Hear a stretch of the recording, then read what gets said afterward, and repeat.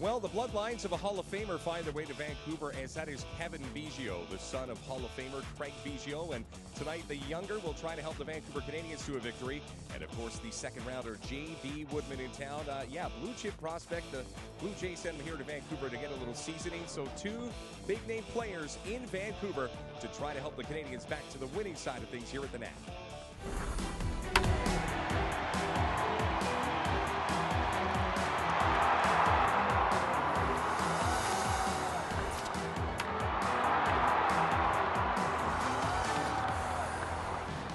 Well, Mother Nature must be a baseball fan, because as you look at Scotiabank Field at Nat Bailey Stadium, pristine conditions, and boy, we got a good one for you tonight.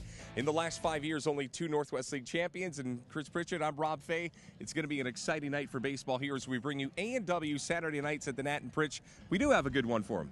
Yeah, we got two pretty good teams that have had some history of winning the last few years. Championships tend to run through Vancouver and down that Portland area, and they're going at it again tonight, an early season matchup, and just kind of get a lay of the land where we're at in the Northwest League. Absolutely. As you can see, in the last 10 years, the last 2 years belonged to Hillsborough. Before that, the three championships were here in Vancouver. So, these two teams been hogging the Bob Freitas Trophy for the last couple of years, and with good reason. Lots of great prospects coming through here. As we look at the standings in the Northwest League of the North, it is a dog's breakfast. Four teams.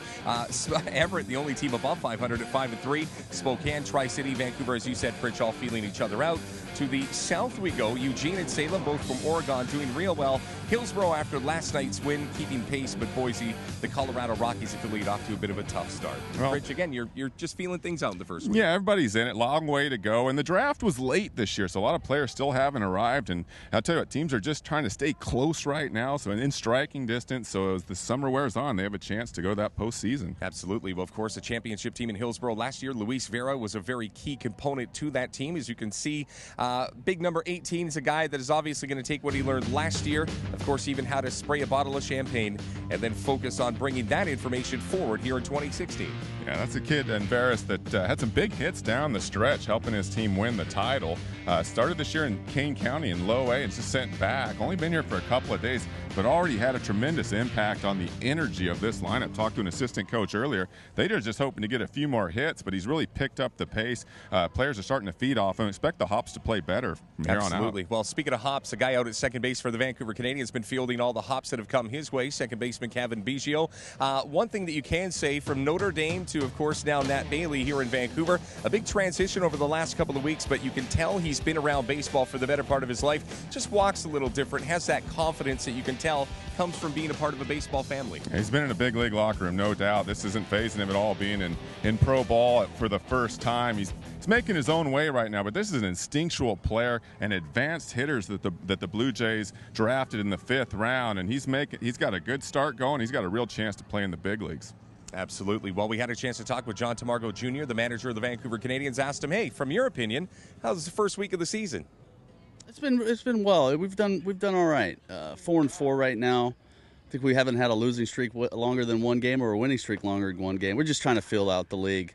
The guys are getting used to playing in different conditions, and it's going all right so far.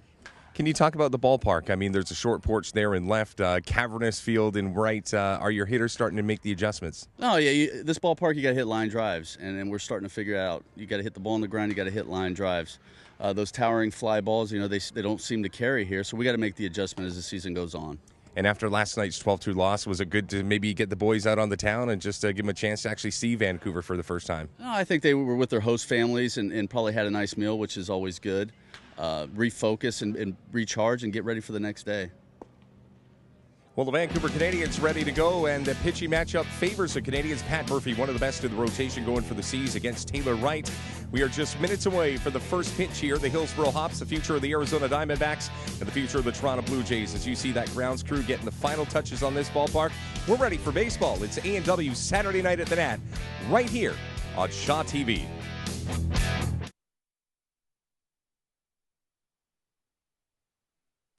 Our beef is raised without the use of hormones or steroids. We're pretty proud about that.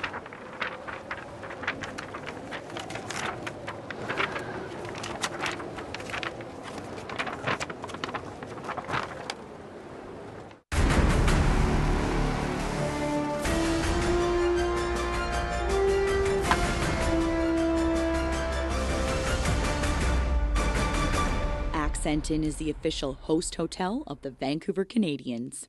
Swim, skate, and work out with a monthly Flexi Pass from Vancouver Parks Board. Gain access to 21 fitness centers, 13 pools, and 8 ice rinks. For more information on the Flexi Pass, visit vancouver.ca.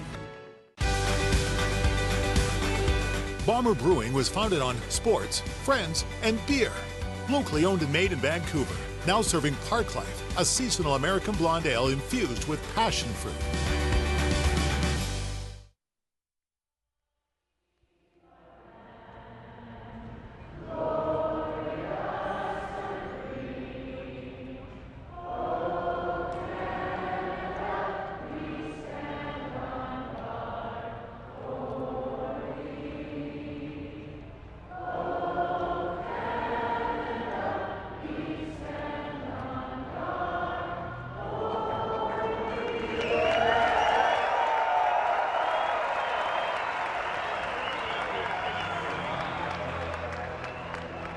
Well, we bring you inside of Scotiabank Field at Nat Bailey Stadium. I'm Rob Fay. Alongside me, longtime Vancouver Canadian Chris Pritchett, former Major Leaguer as well. And Pritch, I'll tell you what, man, a couple of days ago I thought we were going to have to start building an arc weather-wise, but the baseball gods, well, will shine down on us here for an A&W Saturday night at the Nat. And Pritch, we got a couple of good teams that are ready to rock.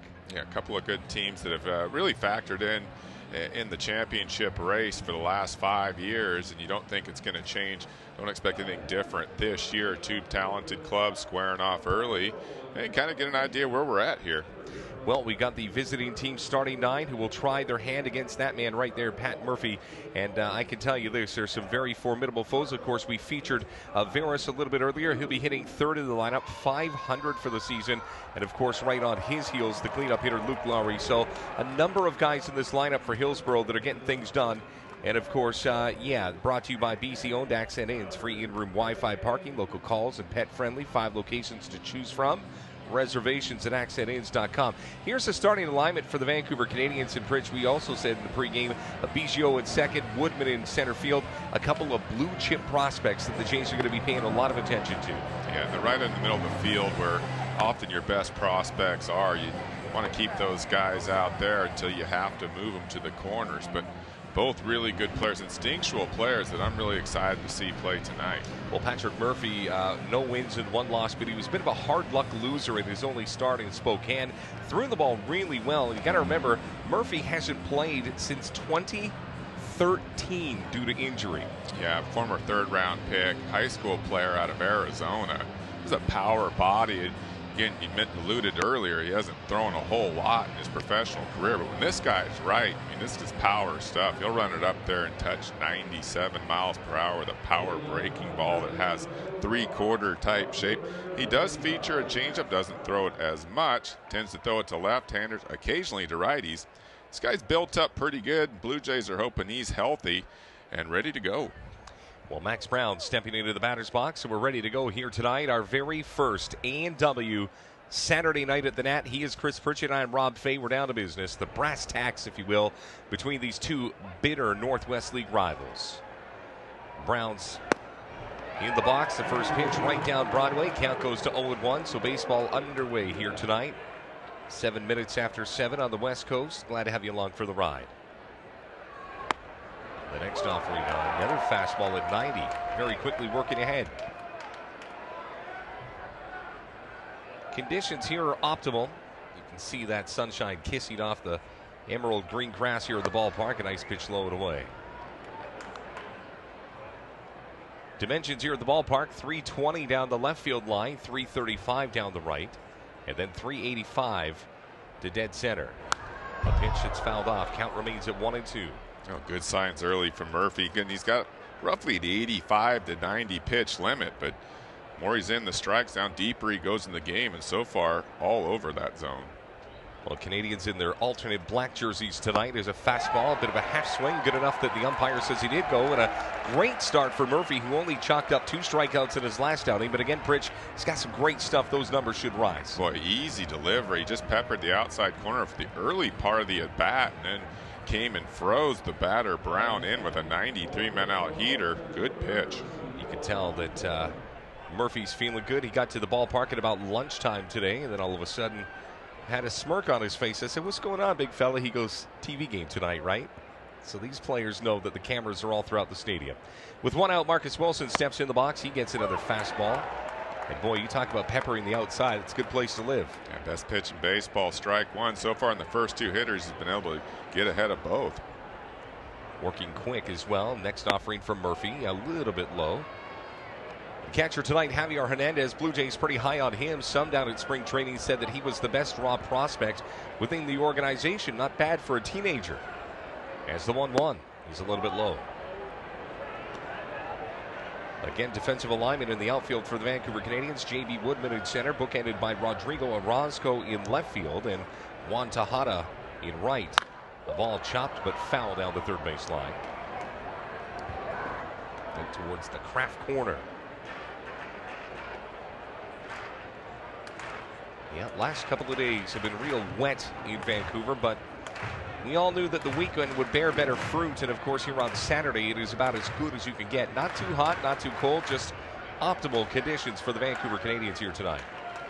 As time is called, it's to make sure that Rodrigo Orozco in left could go back to the position that he needs to be. So Murphy looks good. Canadians just getting underway. As Murphy's 2-2 on its way, right down the heart of the plate. And boy, I got a sneaking suspicion. A sneaking suspicion that Wilson was waiting on something that didn't come. Strikeout number 2. Well, you know, good job of staying firm. No need to vary from your plan if it's working. So again, fastballs away early in the count, then froze him that time with a 94-mile-an-hour fastball in, and Wilson just unable to pull the trigger. Well, the beauty of it is, again, you got to throw strikes to get results, and Pat Murphy's come out here real quick, real early. Affiliated of the Blue Jays by that patch that you can see on Murphy's jersey. Ball hit to the third baseman, just goes foul. Luzardo was there. A long throw he would have had across the diamond, but again, Luzardo, one of those third basemen in the Northwest League that can play a little further back because of the strength of his arm. Yeah, I saw that arm yesterday, play in the hole, made it easily. It's that easy effort delivery. He's got a real cannon at third base. Murphy looking for a real tidy 1-2-3 inning. Pitch on its way. Foul. Well, or is it? It's going to be into shallow right field. And a wonderful running play on a ball that I thought had a little more spin on it. Tejada wasn't fooled by it. He comes down with it, and the Canadians, again, coming off a 12-2 loss last night, drop the gauntlet here with a very tidy top of the first. We head to the middle inning. It is the, I'll tell you what, Hillsborough Hops, they got stymied there. No score. Canadians coming up right here on Shaw TV.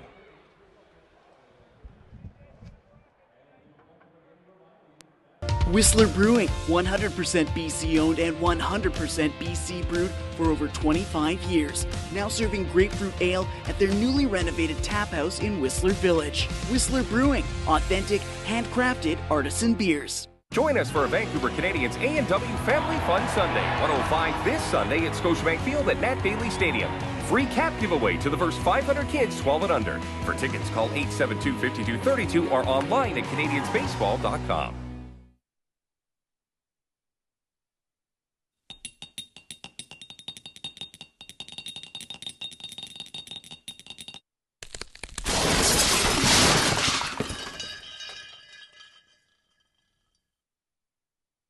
New Amsterdam Vodka, proud supporters of the Vancouver Canadians. It's your town. Well, back here at Scotiabank Field at Nat Bailey Stadium, we get you to the bottom of the first. And boy, I'll tell you what, the Canadians and Pat Murphy need to get back on the winning side of the baseball ledger. It is a 4-horse race in the North Division right now. Canadians one game off the pace behind the division-leading Everett Aqua-Sox. And as we look at the starting 9 for the Vancouver Canadians offensively, Craig Biggio in the 3-hole hitting .389. And Rodrigo Orozco needs to get it going, and I got a sneaky suspicion this might be the night to do it. You see the defensive alignment for the Hillsborough Hops. Jefferson, the shortstop, a lot of range, and of course a ton of speed in the outfield, and they'll help Taylor Wright. 0-1 with a 5.40 ERA in 5 innings. Tell you what, man, strikeouts not a problem. 9 of them in his only outing. He didn't walk a soul. The home team batting order brought to you by Big Rock Brewery, and I'll tell you what, Canadian craft beer never tasted so good. Orozco, of course, you can see him in the black number 12. Michael De La Cruz used to wear that number. So again, despite the fact that he is 0-1, the starter, Taylor Wright, 9 strikeouts in his 6th inning of work in his only series so far. So here's a kid that throws well. Pitch on its way. Fastball in for a strikeout. Goes to 0-1 to Orozco. Yeah, word on Wright. Likes to work quickly. Little crossfire delivery. Will throw a lot of breaking pitches. Has some deception. Not the prototypical starter body, but effective. Pitch fouled off. No balls and 2 strikes.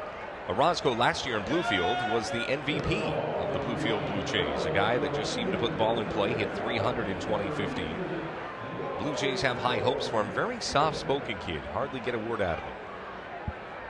The 0-2's on its way. It's a ball that is swung on and missed. Strikeout number 1, strikeout number 10 on the season for Wright. And I'll tell you what, blink and you might miss these at-bats the way that both Murphy and Taylor Wright have dropped the gauntlet with each other. Yeah, Wright, again, attacking the strike zone. You can see the difference in styles compared to Murphy. This is a guy that really works quickly. Kind of an up-tempo delivery. Likes to attack the strike zone. So far, so good for Wright.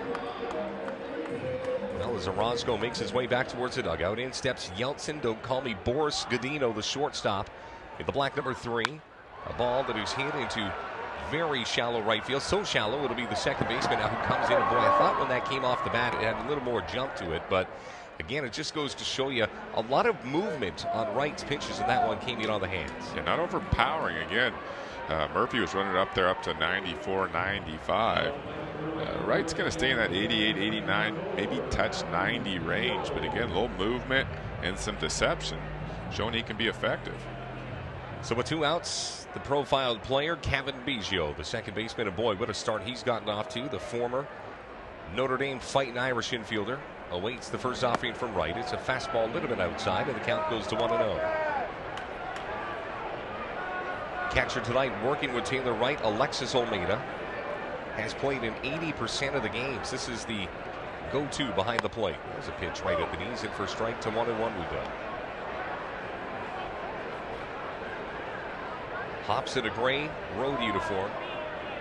One of the highest selling merchandise brands of any team in minor league baseball. Good pitch in for a strike. Just getting underway. Hillsborough, Vancouver, no score from Nat Bailey Stadium as you watch an A&W Saturday night from the Nat. Glad to have you along for the ride. Wright looking for an easy 1-2-3 inning as well. Pitch in the dirt. And Biggio's got a lot of discipline for a young kid who, of course, is trying to make his way. First week, he wants to do well and show well. The patience of a surgeon. Yeah, he's got an advanced approach. A lot of movement early, but then he's really quiet as the pitch is delivered. Sees the ball very well and has a real advanced understanding of the strike zone. Pitch fouled off right up by our broadcast booth. Biggio, a left-handed hitting infielder. His dad, we all know, is Craig Biggio, the Hall of Famer. Biggio grew up around baseball, and we're not just talking at the local ball field. We're talking at the Astrodome and Minute Maid Park. Pitch fouled out. Well, ball goes one way, bat goes the other. Look how far that bat went. I think he's asking the attendant if he can keep that bat, but all is well. I wonder if Biggio's going to ask for that bat back. He's looking for it. You know, these minor leaguers, you get a good piece of lumber, you don't want to let it go. Those big leaguers have tons of them. He's going to get that thing back. Well, I'll tell you what, if a ball goes into the stands, I think you're pretty good to keep it. But you got to remember, these guys are on a limited budget as well. Exactly. They haven't got their bat contracts yet. So, you find a bat you like, and he's certainly been swinging a good one, so you didn't want to let that thing go. Man, he looks just like his dad. There's no doubt about it. There's no DNA test required on that. Well, that's funny. They're sitting around. You shouldn't have given that bat back. You shouldn't have. Well, it was in my hands. He kept walking over to me. What am I supposed to do? 2-2 pitch now from Wright on its way. There's a ball hit but foul down the first base line and out towards the Hillsborough Hot bullpen. The bullpen every once in a while has a little haze over it. That, of course, the barbecue area, the Hard Rock Casino Vancouver barbecue picnic in the parks. And look at the intimacy. If you're a kid and you are just steps away from the future of the Arizona Diamondback, that's a pretty cool little seat, eh? 2-2 again. A little bit low. Count goes full. Boy, he sees the ball so well, Rob. I mean, it's hardly any move. That ball didn't miss by much, but he's so confident, likes to work deep into counts. Again, this kid has an advanced approach. 3-2 with 2 outs, still scoreless. The ball fouled off. Infield all in their crouches as Biggio takes a deep breath, looks down at John Tamargo Jr., his manager. Taylor Wright working with his catcher, Alexis Olmeda, trying to find the one pitch that might solve the puzzle here. Again, this is now the 8th pitch. And this at-bat for Biggio as the offering's on its way, and it's outside. So a hard-fought walk and a 2-out run at that. And that's got to be a little bit frustrating for Wright. Just couldn't find that final ingredient for the recipe. And Biggio's such a tough out, 9-pitch at bat. I mean, this guy's going to be an on-base machine no matter what level he gets to. Again, he likes to work. He's got that confidence to work late in counts, and he sees the ball so well. J.B. Woodman stepping into the box now. Woodman was selected with the 2nd-round pick that the Toronto Blue Jays had in the 2016 Major League Baseball draft. And there's a ball looped into shallow left. That's going to drop for a base hit. So the players that we thought would step up have done just that here in the bottom of the 1st. And what looked to be a pretty unassuming inning pitch, all of a sudden he's got a couple of ducks on the proverbial pond. Yeah, 2 pretty good players with different approaches. Woodman right up there hacking, whereas Biggio was liking to see pitches, work the count, and trying to work his way on, which he did. But Woodman swinging a little heavier bat, wanted to get up there and get something done. First pitch, liked it, left center, and he's got something going. Well, smart thing for Woodman, too. After that 9-pitch at bat to Biggio, all of a sudden, if you're Woodman, you probably think, boy, Wright wants to get right back ahead. So here comes the fastball, and sat on it. Now here's a guy with a little thunder in his bat. Christian Williams steps in.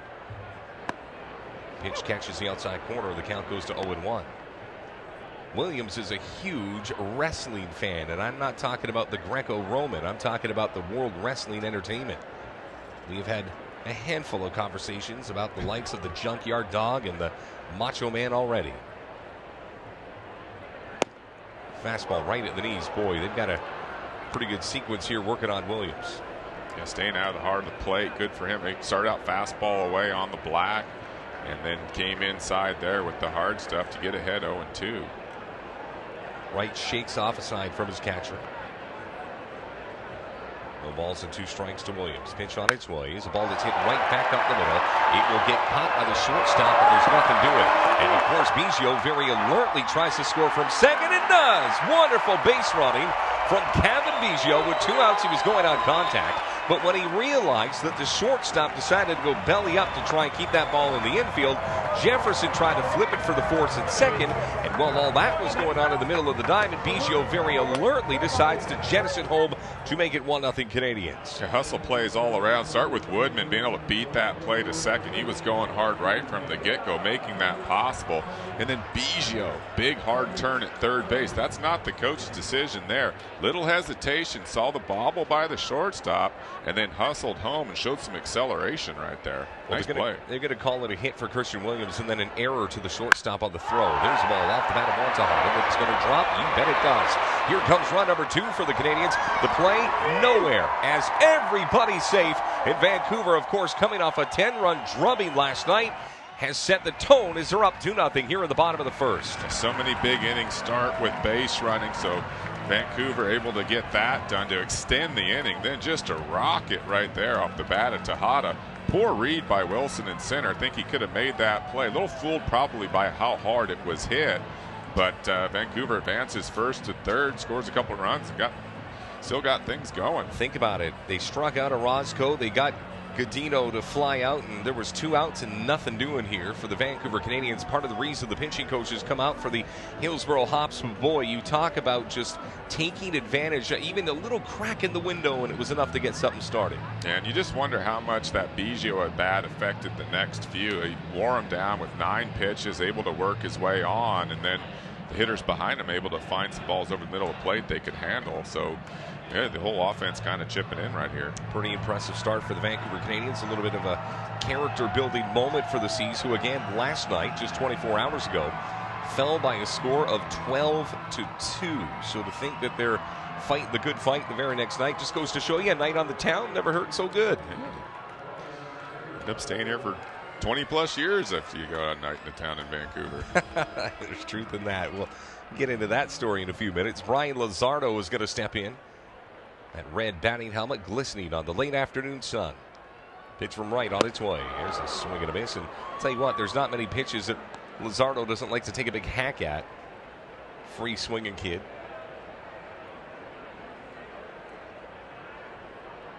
Luzardo hitting .259 this summer for the Vancouver Canadians. Pitch a little bit low. Catcher Almeida held onto it to try and entice the umpire to maybe give him a call. Didn't go, so the count's 1-1. Canadians with runners on the corners at first and third. 2 outs, but they're already up 2-0. Base hit here could really put a little pressure on Hillsborough. Swing and a miss. And a good spot to miss at that. So Wright all of a sudden sees that he can get out of here with just one more pitch. Last night, Hillsborough put 4 on the Canadians in the top of the first, so it's nice to see that payback applies on both sides. 1-2. A little bit low. Nice block. That runner was going anyway, so Tejada sliding safely at his second. Now a base hit could make this a 4-run inning. A good aggressive call right there, running the whole way. Ball in the dirt. Almeida, nothing he can do with it. Easy into second base. Now 2 runners in scoring position. The right-hander Wright. Looking in, has his sign. Almeida, the catcher, is going to set up on the inside portion of the plate. The offering, a little bit low. Boy, Wright thought that was the pitch that got him out of the bottom of the first. You see him take a couple of steps towards the first base dugout. The umpire didn't blink. Now all of a sudden you got a full count here with 2 outs.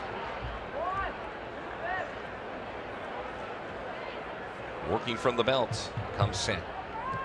Taylor Wright looking to finally get out of this inning as the offering's on its way, and it is chopped to the first baseman. It'll be waved off. The inning is over on a nice play from Luke Lowry. Stays low on it, but hey, the Canadians strand 2, but they score 2. We find our way to the top of the second inning. The Canadians with an early 2-0 lead on Hillsborough as you listening and watching A&W Saturday nights from the Nat right here on Shaw TV.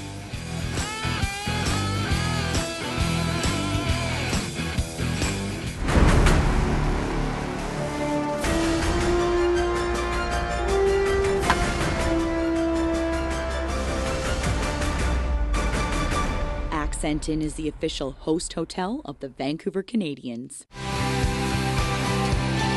I'm Julia Hanlon, brewmaster here at Steamworks Brewing Company. Every week, a new batch of our local craft beer is brewed with the power of steam. Steamworks, drink different. Cheers. Hi, I'm Jeff Francis, former Major League Baseball player and Toronto Blue Jay. We want you to get out and play ball. Baseball is a way of life. It builds character and teaches the importance of teamwork. Playing ball has allowed me to stay in shape and make many lifelong friends. I may be retired, but I'm still a dad and there's nothing I like more than getting outside and playing ball with my family. Baseball BC is dedicated to amateur baseball in BC, developing and supporting BC athletes like you. Visit baseball.bc.ca to learn more about the programs where you live. Now let's get out and play. A father and son combo enjoying this game and enjoying the Canadians with an early 2-0 lead on Hillsborough as we get you to the top of the second inning. Second inning to work for Pat Murphy. Of course, the second inning brought to you by Baseball BC, committed to the development of BC's amateur baseball community. Hashtag Summer's Perfect Game. A good start for the Vancouver Canadians. 2 runs in the bottom half of the first, but the top half, of course, was really showcased by Patrick Murphy, who you can see there wearing the black number 25 jersey. Again, Murphy, kind of a feel-good story in the Vancouver Canadians, and the fact that such lofty expectations on him a couple of years ago, then the injury bug just kept biting and biting and biting. But for the first time in 3 years, he feels 100%. Yeah, I got to sit with Patrick a little bit at the ball game yesterday. You can just see how excited he is just to be healthy. Talked about going 6 innings in his last out. He didn't even care wins, loss, ERA. He was just happy he wasn't sore the next day. I'll tell you what, I like this kid. I mean, it's really easy, and he's running it up there pretty good. Big starter body. Blue Jays might really have somebody here. Well, it'd be nice if they did. Luke Laurie's going to lead things off. Fastball missed a little outside, 1-0. It'll be Laurie, Chigbu, and Alexis Almeida. Maybe not household names just yet, but the future of the Arizona Diamondbacks looking pretty good. A ball that's chopped out to the shortstop, stays with it. Long throw across the diamond in time. And boy, Bit of an interesting hop on the second one, but that just goes to show that the focus of Canino was just that much better as Yeltsin got it. And then all of a sudden throws a strike over to Williams for the 6-3 put out. He was able to get it done. I mean, ideally you get a long hop or a short hop. He ended up in between, but able to field it with those good hands and still make the play. So with Laurie already back in the first base dugout, the designated hitter, Justin Chigbo, steps into the box here. The big kid wearing the 11. I watched him take batting practice today. It was a spectacle. As the first pitch is in the catcher's mitt, very quickly the count goes to 0-1. Next offering, a big looping curveball, 12-6 curveball, missed low. You know it's Vancouver when the fans are still trickling into the second inning, but they are. This game is sold out as the pitch fouled off. That means tonight, 6,413 will cram Scotiabank Field, and they'll be rewarded win or loss with a post-game fireworks extravaganza. And if you've never been to the Nat, and Pritch, I know you've seen them, the fireworks show that they put on here not too shabby. It's amazing. You see it in my house. Swing and a miss. Got him.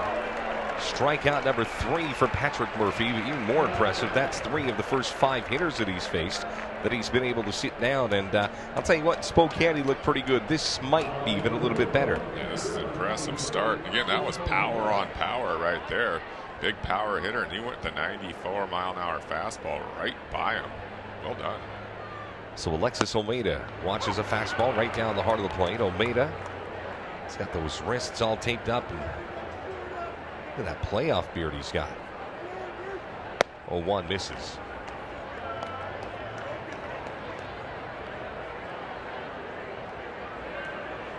You know, a pitcher's doing what he wants when he works fast, and Murphy working real nice here tonight. A pitch that is fouled off, and you know what? Even though he's coming with the straight heat down the middle, it just doesn't seem like Hillsborough can get a good clean cut at him. No, well, it's so easy. It's got to really get on you as a hitter. Not a lot of effort for what's coming out.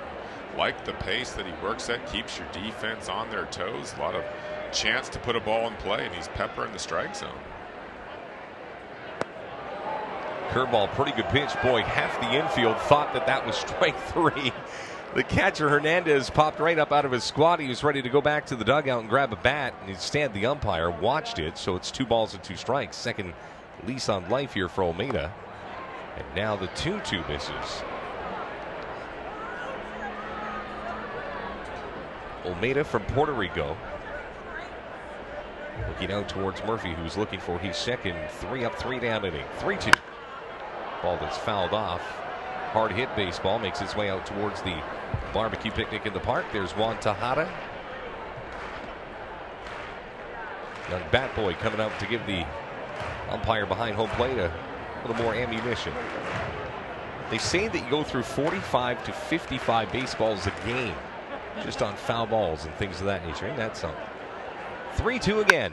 High drive, this one into right, should stay in the field of play. It's a long run for Tejada. Does he have it? You bet he does. With 1 foot in fair territory and 1 foot in foul, Tejada helps Pat Murphy with his second straight 3-up, 3-down inning. Canadians looking real good out of the chute. I'll tell you what, if the pitching holds, those guys are going to be even happier coming down the way. There he is, big Pat Murphy enjoying life, having a quick conversation with his pitching coach. We make our way to the bottom of the second. It's the Canadians 2, Hillsborough no score right here as you listen to A&W Saturday nights from the Nat on Shaw TV.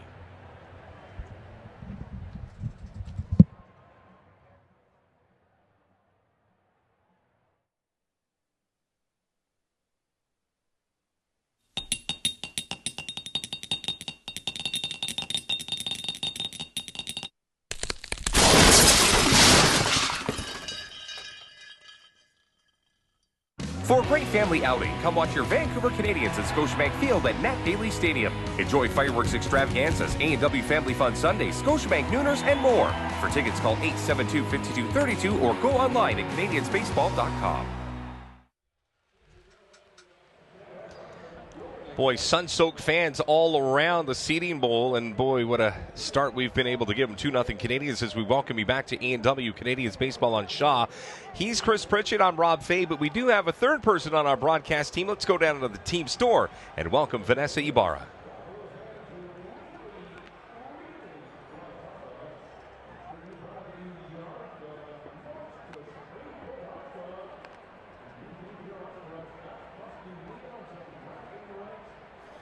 That's right, guys. One of the best parts of coming to a Canadiens game, of course, is picking up some swag both before and after a game. So we're here in the team store on the main level. They got tons of stuff to choose from. Everything from men's when you walk in the door here. They got some nice collared shirts of your favorite team. And also if you're a Toronto Blue Jays fan, the parent club, of course, you can pick up some nice casual t-shirts as well. And the inventory just goes on. And there's a lot of lady fans here at the game, myself included, as you can see. So they got some great fitted t-shirts for women of the parent club team. Also, if you want to rock just some more casual basic ones down here. And of course, you can't come to a baseball game without a hat. That's the main costume, right? So we got a great wall here. They pretty much sell themselves all different colors. And lots of little fans as well here at the Nat Bailey tonight. So you can pick up everything from cute little onesie, maybe a cute little midriff-bearing top here. And as you can see, I think another classic is the foam finger. You need that as well to cheer on your favorite team. So again, come here to the team store during, before, or after the game. And you can also pick up the merchandise online at CanadiensBaseball.com. Back to you, Chris and Rob. Well, thank you, Vanessa, and I don't know, man. What do you or me, Pritch? One of us has to wear that midriff-free shirt. All right, there we go. Base hit off the bat of Javier Hernandez into left field and scooped up nice and quickly from Luis Vera, but the beat goes on for that Canadiens offense. And, you know, I don't want to say that I'm surprised by what the Canadiens are doing right now because I know that they can swing the sticks with the best of them, but Taylor Wright is no easy guy to get through, and the Canadiens are making this look easy early on. Yeah, good job right there by Hernandez. Little 1-0 pitch. Off speed, some kind of an off-speed pitch. He's able to stay on and drive nicely into left center to get things started. Hernandez, for a catcher, has actually got half-decent speed. We'll see how he fares here as we work our way to the bottom of the order. Lance Jones steps into the box. The DH squares to bunt, then pulls back as the pitch is low. Jones in his first game for the Vancouver Canadiens. This is actually only his third game of the season. It was the series finale in Spokane. He went 3 for 4 with 4 RBI. Not too shabby. Jones awaiting the offer from the right-hander who's been working for the stretch. Now throws over to first. Quickly back to the bag. Wearing those New Balance sneakers, Javier Hernandez. And again, the Blue Jays are real high on Javier's abilities. Cannon of an arm, pretty decent bat, and just a great overall aura about him. Good personality. Jones looking out. The pitch now on its way. It is also low. 2 balls and no strikes. Interesting count here. 2-0. First pitch, Jones squared around as if to bunt, and then got, then he didn't pull, or he pulled it back there. Looked like he was going to swing away. Now 2-0. See if they might hit and run right here. Get the runner moving. Well, they were thinking the same thing. They throw over Bridge to first to check in on Javier, who's got those black socks pulled right up to the knee. See that Mounties logo? That's a historical reference to the days gone by. The Mounties, of course, preceding the Canadiens historically. First came to town in 1956 and again in 1965. Fastball in for a strike. Count goes to 2-1.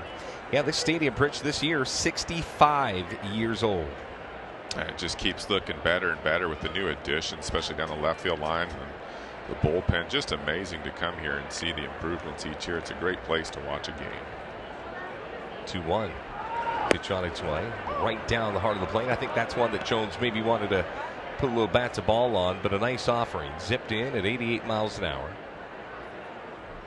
Well, the Canadiens not the only show in the Northwest tonight. We'll get to the out-of-town scoreboard shortly, but again, Boise and Everett, Spokane and Eugene, and of course, Tri-City and Salem-Kaiser. As North meets South for the first time in 2016. Yet another throw over to first base, drawing the ire of a handful of fans on the right side of the stadium. I think with Hillsborough down to the Canadiens by 2 early, they want to try to minimize the damages. It looks like the Canadiens are coming to play tonight. Ball fouled off. Game number 9 for the Vancouver Canadiens, and get this, they're 4-4. They have never won 2 games in a row. They have never lost 2 games in a row. The Jekyll and Hyde of the Canadiens working its way into the second week of the season. Yeah, they're still feeling out, themselves, trying to find an identity. New guys rolling in from the draft, and it's to be expected. So if you can stay around that 500 mark until you catch your stride, I think you're in good shape. Jones with that black lacquered bat. Pitch fouled off right up here near the broadcast booth. We would have caught a couple. We got a little glass panel in front of us here, but in Spokane, Washington, there was one night where I was broadcast. I got 3 balls into the broadcast booth, and one of them left a hole in the drywall right behind me. How many plays did you make? 0. 0 for 3. Hands of stone, man. I got a Jack Morris story I'll tell you one day about hands of stone. 2-2. Lance is fighting the good fight, kind of like Kevin Biggio last inning. Offering on its way. It's outside. Count goes to 3-2. Expect the runner to be on the move here. 3-2. Jones, pretty good contact guy, showing he can work the count and hit with 2 strikes. Might as well get him going. Try to stay out of that double play. See if you can't advance him to second base.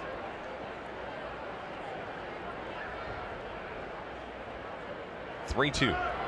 Pitch fouled off.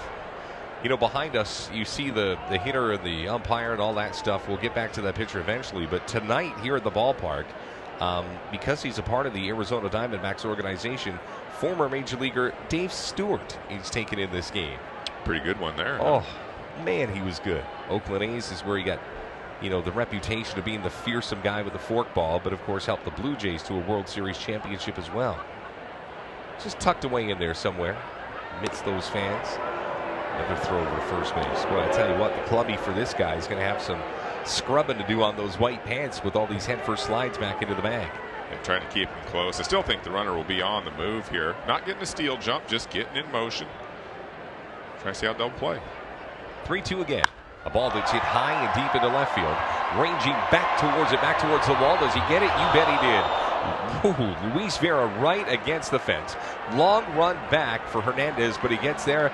And boy, in a game of inches pitch, that ball maybe 2 or 3 feet more to the left, and he got himself a 4-0 score. A nice round of applause for Jones as he comes off the field. Great at bat, by the way, despite the fact nothing comes of it. Yeah, fabulous at bat right there. He's getting worked away, and then finally got something in and put a great swing on it.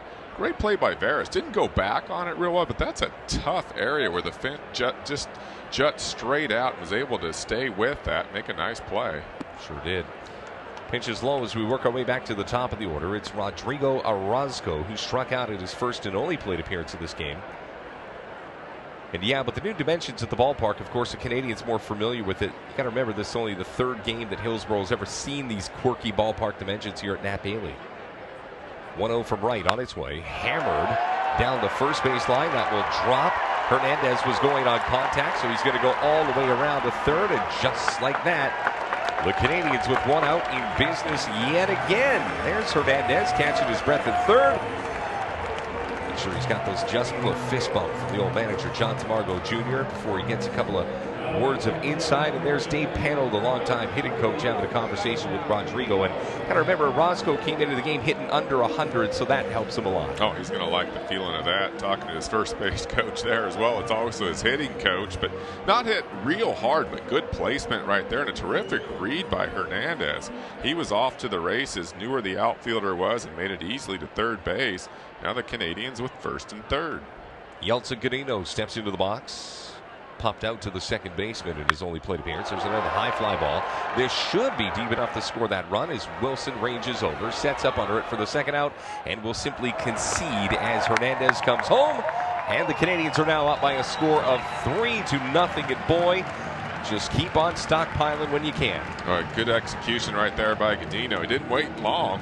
Wasn't a great pitch to hit into the outfield. A little breaking ball away, but something that he liked, and were able to get it deep enough to center field. Hernandez can tag, and it's another run for the Canadians. You know, the Canadians are just playing real well. Their offensive approach is nice. You got guys that are taking 8-9 pitches in a sequence, and then other guys that, as soon as they dial in, see that first pitch fastball, they're right on it as well. So you just, I don't know. If I'm Taylor Wright, I'm a little caught off guard by the Canadians' offense tonight. Snap throw to check in on the runner at first. Orozco, another head first slide back. He's safe. Kevin Biggio drew a hard-fought walk back in the first inning and came around to score. Sign of a good player right there. Dirty jersey. Right-hander to the plate. Up and away. Roscoe takes a really healthy lead. He's almost all the way to the cutout there, which is pretty much a step and a half past where Hernandez was earlier in the inning. Might try to get himself into scoring position here early in this count. Great shot from our Shaw TV crew there of the lead over at first base. Is now the pitch on its way. There goes the runner. A snap throw, and it will go off of Orozco. So not into the leather of the shortstop Jefferson. Instead, it bounces off the rib cage. But for Orozco, he'll take it. He's in scoring position, and with 2 outs, Canadians still nibbling here at the hops. That's such a great job of getting that good aggressive lead, and he was off to the races. And it's nice to have Bijou up there because you feel like you can run, and he's not afraid to take strikes and work deep into the count. And now you got yourself a runner in scoring position with a real pesky hitter at the plate. Look at that, boy. You tell me baseball players aren't tough. That base isn't going anywhere, and his face just nearly hit right off of it. He got an 8 from the Russian judge on the dive, but take what you can get. 2-1 to Biggio. See those heavy waggles of the bat, and then all of a sudden he comes set. You mentioned that earlier, Pritch. Pitch low. The count now goes to 3 balls and 1 strike. This has got to be a nightmare. I'm sorry, Rob, for any pitcher to see BJ walk to the plate because you know you're in. You know you probably just want to throw it underhand just to get it over with. Otherwise, you're going to be there. You know he's going to work it full almost every time up. 3-1. A ball that is fisted into center field. This should be the inning as Wilson setting it up under it. He's got it, and just like that, the inning is over. Well, the Canadians strand 1, but they score 1, and like I said, you know the storm's coming, so you might as well stockpile all the stuff that you can put into the closet. And Canadians looking awesome so far. They're up 3-0. We're on our way to the top of the third as you listen and watch A&W Canadians baseball right here on Shaw TV. Hi, I'm Jeff Francis, former Major League Baseball player and Toronto Blue Jay. We want you to get out and play ball. Baseball is a way of life. It builds character and teaches the importance of teamwork. Playing ball has allowed me to stay in shape and make many lifelong friends. I may be retired, but I'm still a dad, and there's nothing I like more than getting outside and playing ball with my family. Baseball BC is dedicated to amateur baseball in BC, developing and supporting BC athletes like you. Visit baseball.bc.ca to learn more about the programs where you live. Now let's get out and play. Bomber Brewing was founded on sports, friends, and beer. Locally owned and made in Vancouver. Now serving Park Life, a seasonal American blonde ale infused with passion fruit. Meet the greats of the Vancouver Canadian Superstar Series, presented by the BC Sports Hall of Fame and Blake's. 7:05 Thursday, July 21st at Scotiabank Field at Nat Bailey Stadium. See baseball legend Dave Steen. For tickets, call 872-5232 or online at CanadiansBaseball.com. Beautiful night for baseball, man, and hardly a seat available, if any. Sellout of 6,413. Those flags blowing in the background, just a gentle breeze kissing your face. 3-0 Canadians, and the third inning is brought to you, of course, by the Vancouver Board of Parks and Recreation. Enjoy unlimited access to 21 fitness centers, 9 indoor pools, 4 outdoor pools, and 8 ice rinks with a Vancouver Park Board monthly Flexi Pass. Visit vancouver.ca for details. Got an ice rink right across the street. Sometimes when it's real hot at the ballpark, I'll go over there and just hang out for 10 minutes in the cool room. Just lie down on the ground. Yeah.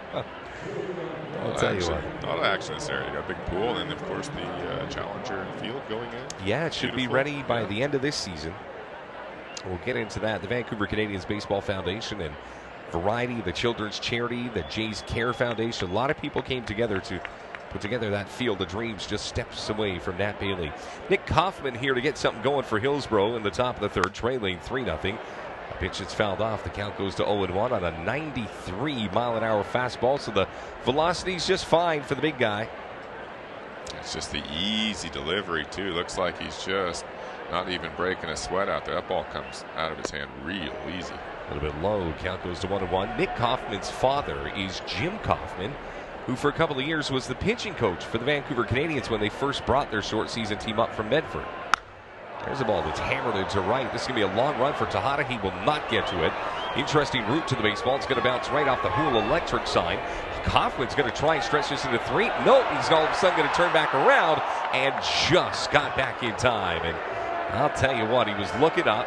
I'm not sure if Shelley Duncan, the manager, was whisking him around to third or put on the brakes, but luckily the message got to the brain just in the nick of time. Yeah, and you can tell just 2 days of watching this Hops team that Shelley Duncan likes aggressive base running, so he was giving Kaufman the thumbs up the whole time.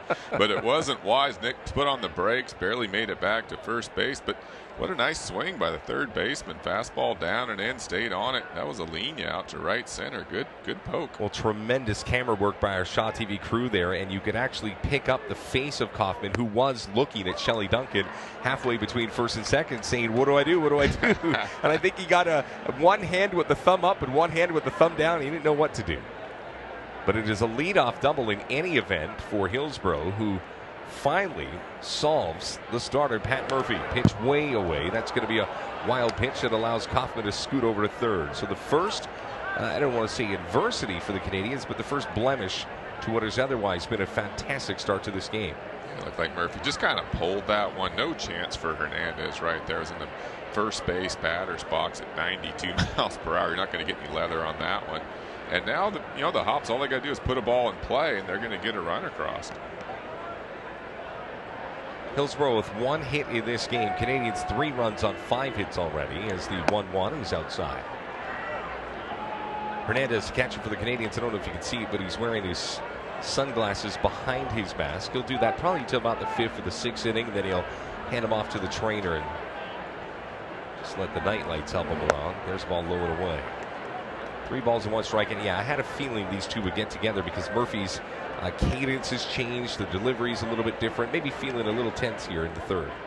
Yeah, something a little bit. And Hernandez saw it. Good for him going out there working well with the pitcher. Just starting to pull the ball a little bit, Murph, to that first base side. And he was just really slicing that outside third for the first couple of innings. So just a matter of getting back in rhythm, probably staying close a tick longer. Do what he's doing early on. He'll be fine. Jefferson in the box hitting 190 for the season. A ball that's hit just foul down the third base line. And, I hate to say it, but when that big video board came out here to Nat Bailey Stadium a handful of years ago, all of a sudden you really couldn't hide anymore. The old dot matrix board, half of the light bulbs back in the old day wouldn't even work, so you wouldn't know what the guy was hitting. But now, if you're hitting well, everybody in the stadium knows it, and if you're not, well, they know it as well. Yeah, pays to stay with tunnel vision when you're hitting at this park for sure, so you can stay focused. 3-2. A ball that is fisted for a base hit. That's an RBI single. Jefferson will score. Kaufman clapping his hands as he comes home. And Hillsborough on the board. The Canadians lead cut to 2 here in the top of the third inning. Relying on the bottom of the order here. Pretty good at bats by the 7 and 8 hitters. Right there, Jefferson, like you said, didn't hit it real hard, but didn't try to do too much with that full count pitch. Was kind of protecting away and still able to get to it and get enough on it. Get it out to the outfield, drive in the Hops' first run. Got to remember, Hillsborough is the 2-time defending Northwest League champion, so there is an expectation and there is an aura that surrounds this team. And despite the Canadians' early lead, there's no shame in saying that you're going to have to play your best baseball here if you want to beat the best in the Northwest. First pitch was up. Jeff Smith. Smith had a real good game last night, couple of base hits and a 12-2 shellacking of the Canadians. Ball fisted foul. Well, shadows here at the ballpark. You can see just beyond Murphy there, starting to creep their way into the field of play. That's, of course, as the sun starts to work its way out towards English Bay, up towards Whistler, the island and beyond. That sun's right behind the first baseman. You can see from that camera work right there. 1-1. Another pitch fouled off. 95. That's the highest radar gun reading we've seen from Murphy. He's starting to reach back for a little extra now. And tell you what, he was hitting his spots first 2 innings, and he's starting to get back to that now. But you can just see when you start to miss your location, these Hops hitters, they're going to take advantage of it. You got to be precise to keep these guys off balance. 1-2. Beautifully placed pitch. Probably frustrating for Smith that there was really not much he could do. Strikeout number 4 for the Canadian starter, Pat Murphy. So 4 of the first 9 hitters in the lineup victim of a strikeout, and just like that, the Canadians all of a sudden try to take matters back into their own hands. Yeah, good sequence right there. Went fastball in. Maybe a frame job there. There might have been a little inducing there from Javier Hernandez. Cat-like reflex to get the call. Top of the order, Max Brown with a pitch that misses away. sold-out stadium here at Scotiabank Field at Nat Bailey. And I'll tell you, for everybody on the third base side of the stadium, they're getting that late afternoon glow, little vitamin D. There goes the base runner. Snap throw from Hernandez, who threw it from his knees. Little off the mark, so good old-fashioned stolen base. And all of a sudden, Hillsborough with their second run of the inning, now in scoring position. Yeah, that guy right there, Manny Jefferson with the wheels. Now looking over at his manager to see what he wants to do next. Well, he definitely had him timed right there. He was watching Murphy very carefully. That kind of a walking lead just took off. No chance for Hernandez. Nice jump by Jefferson. Murphy looking in as Hernandez sets up on the outside, a little far outside. And one thing that you're noticing here in the third with Murphy that didn't really happen in the first or the second is he's falling behind hitters. These professional hitters, when you start to miss over the heart of the plate or they know what's coming, it really changes things. Pitch low. 3 balls and 1 strike. Murphy, wearing Justin Atkinson's old number 25, steps to the back of the mound, wipes a couple beads of sweat off, and realizes there's work to be done. Top of the third, as you watch A&W Saturday nights from the Nat here on Shaw TV. 3-1. Good pitch. That's one of those, here it is, buddy. If you're good enough, hit it. If not, let's go and do the dance over it. 3-2. He definitely went after him, but pretty good pitch. Outer third didn't give up and get over the heart of the plate. It was 94 on that outside corner. Really good 3-1 pitch.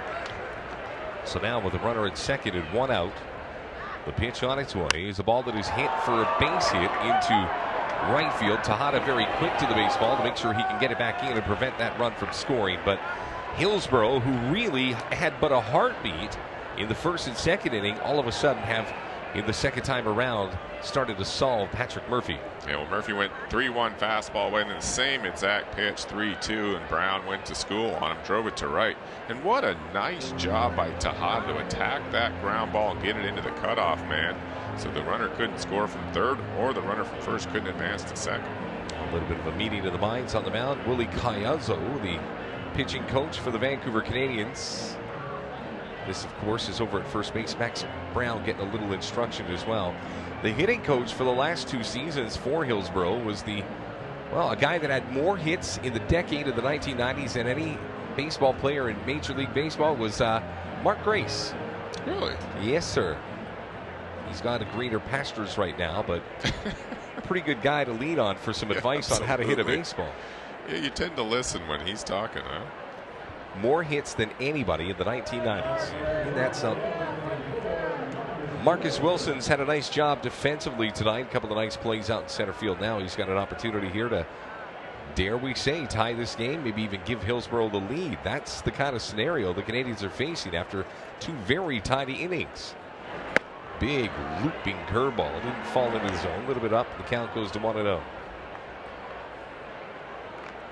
that logo is a barley bud. Of course, the Hillsborough hops, actually a beer reference, and their mascot is barley. So they got hops and barley. And when you're in the Portland area, that makes a whole lot of sense. Pitch missed. 2 balls and no strikes.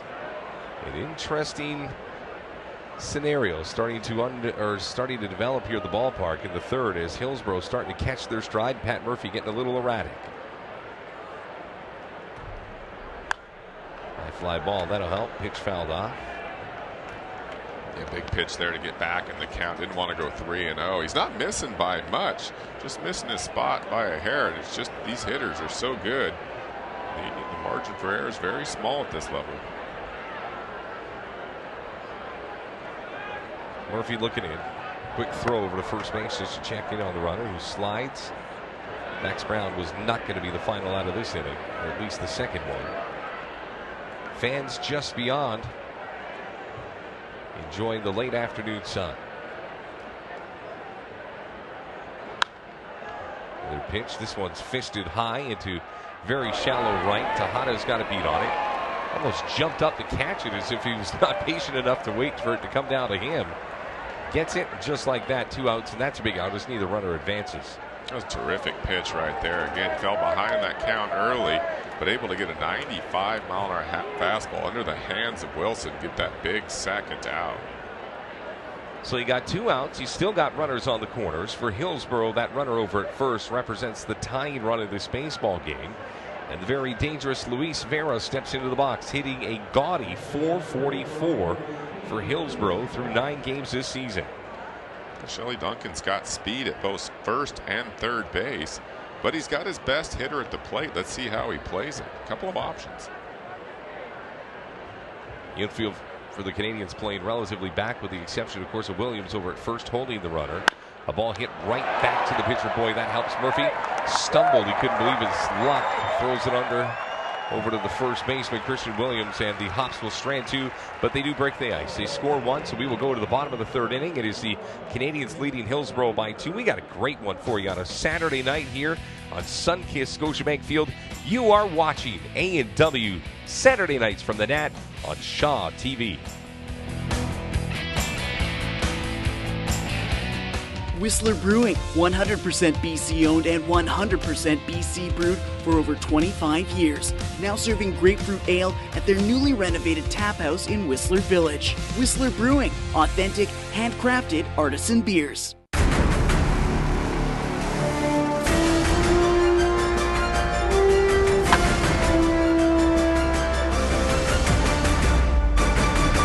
Accenton is the official host hotel of the Vancouver Canadians. Oh, you don't? I totally don't. He said, yeah. I forget what it was.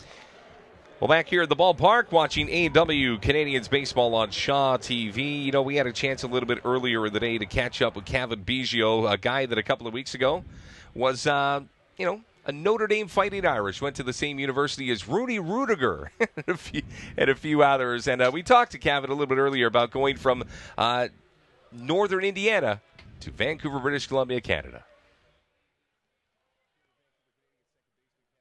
Kevin, a long way from Notre Dame to Vancouver, Canada. Can you talk about the transition from the NCAA game to your first pro week? A lot of time off, honestly. Our season didn't end up the way we wanted it to be in South Bend, so, had some time off, able to spend some time with my family and home in Houston for the first time since I've been in college. So just getting mentally prepared for the grind of pro ball. So, so the first week or so up here has been really fun and really enjoying, looking forward to the rest of the summer. What was it like the moment that you heard the Blue Jays select you in the round that they took you in the draft? I mean, that's got to be something when all of a sudden you realize you're property of a major league club. I was just happy somebody wanted me for the player that I am. I was just happy. It's just a great moment for me and my family, to finally get drafted, because it's a lifelong dream for a lot of baseball players, and a lot of them don't get picked up, and it's a huge accomplishment on an individual level. But I wouldn't have been there if it wasn't for my family. So it was a special moment for all of us. You grew up around some pretty big names, I would assume, of course, with the bloodline that you have. Aside from maybe your dad, who were some of the players you looked up to when you were a kid? Just the whole Astros in general. I guess if you to point out some specific players, it definitely Jeff Bagwell was one of them. My dad played with my dad for almost 10 years in Houston. So Lance Berkman, a few great players that came in through Houston. So they were really good role models for me as a young kid to watch play. Inside the Dugout, brought to you by Whistler Brewing, 100% BC-owned, authentic, handcrafted artisan beer. While we were listening to Kevin Biggio describe his life, both past and present, in the box right now, the Vancouver Canadians' leadoff hitter this inning, J.B. Woodman, 3 balls and 2 strikes. Woodman, a second rounder, a guy that the Blue Jays are very high on, from Orlando, Florida.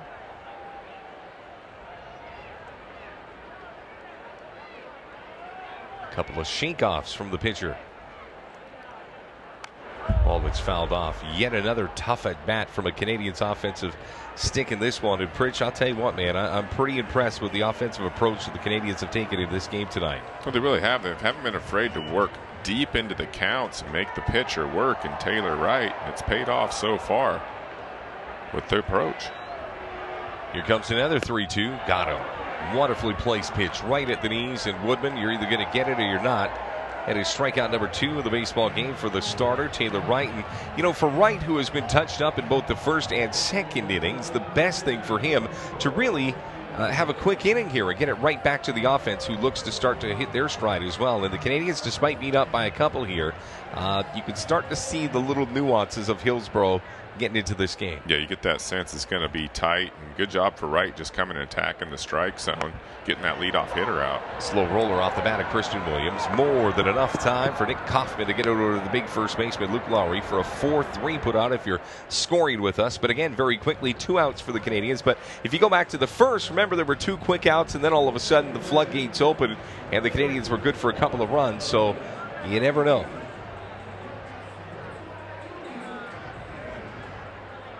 Big guy stepping in, Juan Tejada. He's had a pretty good game defensively. Big kid. Looks like a... Oh, there's the ball hit to the third baseman, and it's going to be fair. It's going to go all the way into the left field corner, and look at that. Scoots by. That's going to allow an extra base. Tejada's got himself a double as Luis Vera plays it like a kid that doesn't know how to handle that left field trajectory. As again, that fence jettisons inward towards the foul line, and that one caught him by surprise. And I think probably a double either way, but at the same time, it just goes to show you that left fielder's got a lot of dimensions and different quirky areas that he's got to pay attention to.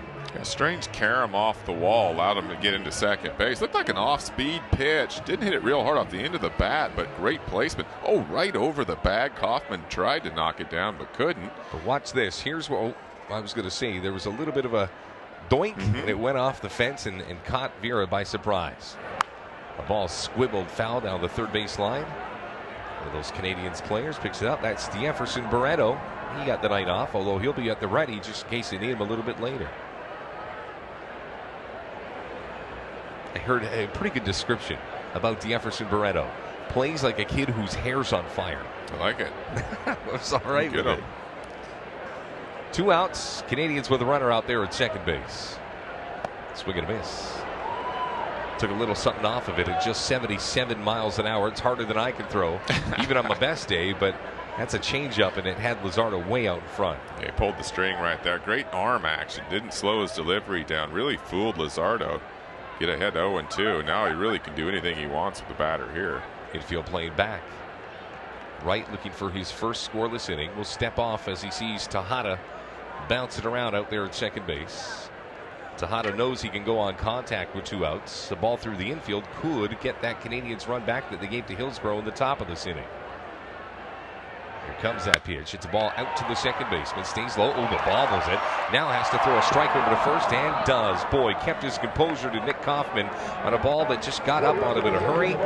The Canadians, for the first time in this baseball game, do not score a run in their offensive half of the inning. We're going to take this 3-1 Canadians lead to the top of the fourth as you're watching A&W Canadians baseball on a beautiful Saturday night right here on Shaw TV. Our beef is raised without the use of hormones or steroids. We're pretty proud about that.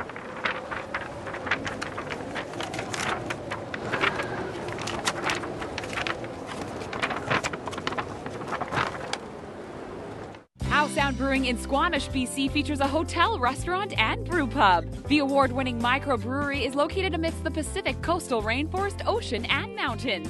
How Sound Brewing in Sea to Sky Country, just a 45-minute drive north of Vancouver. Swim, skate, and work out with a monthly Flexi Pass from Vancouver Parks Board. Gain access to 21 fitness centers, 13 pools, and 8 ice rinks. For more information on the Flexi Pass, visit vancouver.ca. New Amsterdam Vodka, proud supporters of the Vancouver Canadians. It's your town. Race in the book here as the Canadians lead Hillsborough by a score of 3-1. If you've never been to the ballpark, the Canadians have their sushi race, and today it is the soya sauce who comes away victorious. Fourth inning is brought to you, of course, by Bomber Brewing, crafting classic styles in the heart of East Vancouver. Rob, that soy sauce can really run. That's the second night in a row. Just wondering if you have a way for me to find out the grades on that soy sauce. Might have a pinch runner on our hands. Well, yeah, you're right. Out of UBC, there is Miss BC roll. There are 4 sushi. Well, actually, 2 sushis, 1 glob of wasabi. And you know what? We've also got a little soy sauce. You know, Pat Murphy's been pretty good. 4 strikeouts on the night as we have the crew down to the truck focusing in on what he's been able to do. And it was right out of the chute. You could just tell. There's Max Brown going down on strikes. Right behind him, Marcus Wilson did nothing but stare. And then Justin Chigbo, he was looking for something. A little late on that one at 94 miles an hour. And then Jeff Smith, of course, victim number 4. So again, it's been pretty darn good so far for Pat Murphy. 1 run on 3 hits here at the top of the 4th. First offering to Luke Laurie, and it's low. The count goes to 1-0. And what you notice, too, on those fastballs, just that little extra gear through the zone to get by those barrels. Really let it go. Fastball at 92 misses. 2 balls, no strikes. Be interesting to see how he responds to the first adversity of the night. Of course, he gave up a run in his last inning of work. And there's a good old-fashioned fastball. Gets him back into it at 2-1. Numbers on Laurie pretty good for the first week of the season, hitting .310 with 4 RBI. A home run to boot. Ball hammered down the first base line, but that's going to hook foul out towards the Hard Rock Casino. Barbecue picnic in the park. Tonight's game brought to you by Vancouver Community College. They're here on site. A whole bunch of different things going on. Another ball that could be fair and could be trouble. It is, and it's going to go all the way into the corner. Now, of course, Tejada's got to deal with a whole bunch of chairs and a couple of pitchers. And tell you what, considering all of the elements around him, Tejada did a great job picking that up and getting it back into the infield to keep it as just a double. Yeah, he really did. Got to that ball quickly, but this Lowry guy can really hit. Great approach. Saw him yesterday. Real short swing, quiet, inside the ball. He's a tough out. Look for this guy to put up some numbers this year. Justin Chigbo struck out in his last plate appearance. As we get the replay here, this is a great piece of hitting down the line, opposite field. But then look at what Tejada has to deal with as this ball caroms into the corner. I know you can just see a couple of those players scampering away, but let's just say we've got chairs, we got ball bags, we got players who aren't really helping him, and yet still was able to go find that pearl and get it back into the infield. First pitch fouled off. Count goes to 0-1. Again, topping out here at 95 miles an hour. Patrick Murphy checking the runner at second. And remember, nobody out. Hillsborough down by just 2. This is a big, big kid. He's got forearms the size of small buses. A ball hit out to the shortstop. Fielded. The throw across is going to be in time. Got it by about a step and a half. So the out recorded. The silver lining for Hillsborough is that pushes that runner over to third base. Yeah, pretty good running right there. Or base run, I should say, by Lowry, because that ball was tough read. I mean, that's not really one you can get over easily to third base. Ball right at him. But he didn't hesitate. The third shortstop unable to really gun him down at third. Took the easy out at first base. So now they got that run at third base and can score him without a base hit. So here with 1 out, the Canadians' corners are in as the pitch is low. The count goes to 1 ball and no strikes. Alexis Olmeda flew out to right in his only plate appearance back in the 2nd inning. Pitch up and in. Wasn't that in. Olmeda might have sold it a little bit. That gray number 23 jersey. The Hops uniform is Nike sponsored, one of the only teams in minor league baseball. Reason being is they're about 15 minutes away from Beaverton. That's where the world headquarters of Nike is. Of course, Oregon State, Oregon, both sponsored by Nike, doing pretty well with their gear, I would say. So the Hops getting in on the parade. 3 balls and no strikes as Murphy right now trying to keep his Canadians in front. There's a good fastball outside corner. Count goes to 3-1. That represents run number 2 right there in the form of Luke Laurie, 90 feet away from making it a 1-run baseball game. 3-1. Pitch fouled off as Murphy reluctantly, stubbornly refusing to let this guy reach base. Well, he challenged him 3-1. Went with the hard stuff, up and in. Able to get a foul ball, and now runs the count full. I'd come right back to it again. No use trying to get too pretty here. He's got good enough stuff. 3-2. Fastball. It's hit into right. Tejada's going to have a beat on it. He's got a good arm as well. Here comes a strike to the plate. Will it be in time? You bet it is. The tag not applied in time. So the run will score. Boy, I'll tell you what, that was a bang play. And full value to Tejada. He threw a strike on a hop. And we're going to take a look at this replay again. And boy, Laurie for a first baseman's got pretty good speed. And as we slow it down, yeah, he just got that hand in around. It slid to the far part of the plate. You got to remember now in 2016, these catchers can't block the plate the way that they used to. So Hernandez was at the front half. Knowing that, sliding around to the back end of the plate was Luke Lowry. Boy, that was a heck of a play and throw by Tejada, right on the money. Couldn't tell if his hand just snuck in the corner there. It was really hard to tell from this angle. But again, Vancouver did everything they could to make that play at home plate. But good hitting, good base running. We got a 3-2 ball game now. There's a high drive into right field. Tejada ranging back towards the warning track. Couture just got it, just shy of the UBC Thunder. Hey, got a little free advertising there, Pritch. Just shy of the UBC Thunderbird baseball sign out there in right field. Tejada stays with it, and the inning is over. But Hillsborough chipping away, kind of like Andy Dufresne in the jail cell of the Shawshank State Penitentiary. He's eventually going to get to the other side. Canadians are hoping otherwise. We go to the bottom of the fourth. Canadians 3, Hillsborough 2, one Shawshank reference in the books. Rob Fate, Pritch, right here on Shaw TV.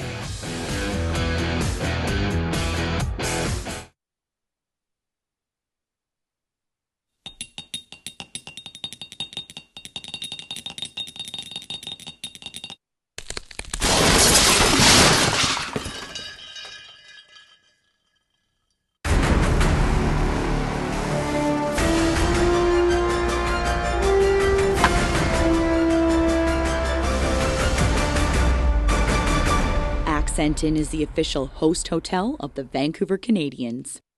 Back to A&W Vancouver Canadians here on Shaw TV. I'm here with a very important man, Jeff Mooney, who's the owner of the Vancouver Canadians. But even more than that, I think, even more dear to your heart, Jeff, you're also the chair of the Vancouver Canadians Baseball Foundation, which helps kids. Tell us when that was formed and what made you want to form that foundation? Well, first of all, I want to give a shout out to my friend, co-owner, and partner, Jake Kerr, who's home recovering from hip surgery. Keep up the great work, pal. We miss you here. The Vancouver Canadians are all about community, and Jake and myself and Andy decided back a number of years ago now to form a foundation, and one of the principal aims of the foundation is to help underprivileged children experience team sport. So we have about 300 kids a year from the Boys and Girls Clubs of South Coast BC who come out here. They learn how to play. Their ages 5 to 11. And most importantly, they get a chance to experience team work and winning, losing, all the things that sport teaches, how to do that well. And so we're thrilled with what that's been able to achieve. We're also involved in the new Challenger field that's being built over here for disabled children to get the same kinds of experiences. So the foundation's been a great success thanks to the community support we received, and you can see here tonight how excited the community is about Canadians baseball. This is our first A&W Canadians Shaw television broadcast, and we're thrilled with it. Full house. And so you played in high school, you're mentioning baseball, switched to basketball, but what are the benefits kids get from playing baseball that really continue throughout life? Well, that's a great point you've just made, because sport teaches, and especially baseball, teamwork, how to win, but very importantly, how to lose properly and graciously, how to cooperate, how to show up, how to take responsibility. All those values are taught in baseball, and so we think it's very important for young children who might not otherwise get that opportunity to have the chance to do that in our community. You've changed a lot of lives in the process, so we hope so. Thanks for joining me, Jeff. Thank you. Back to you guys.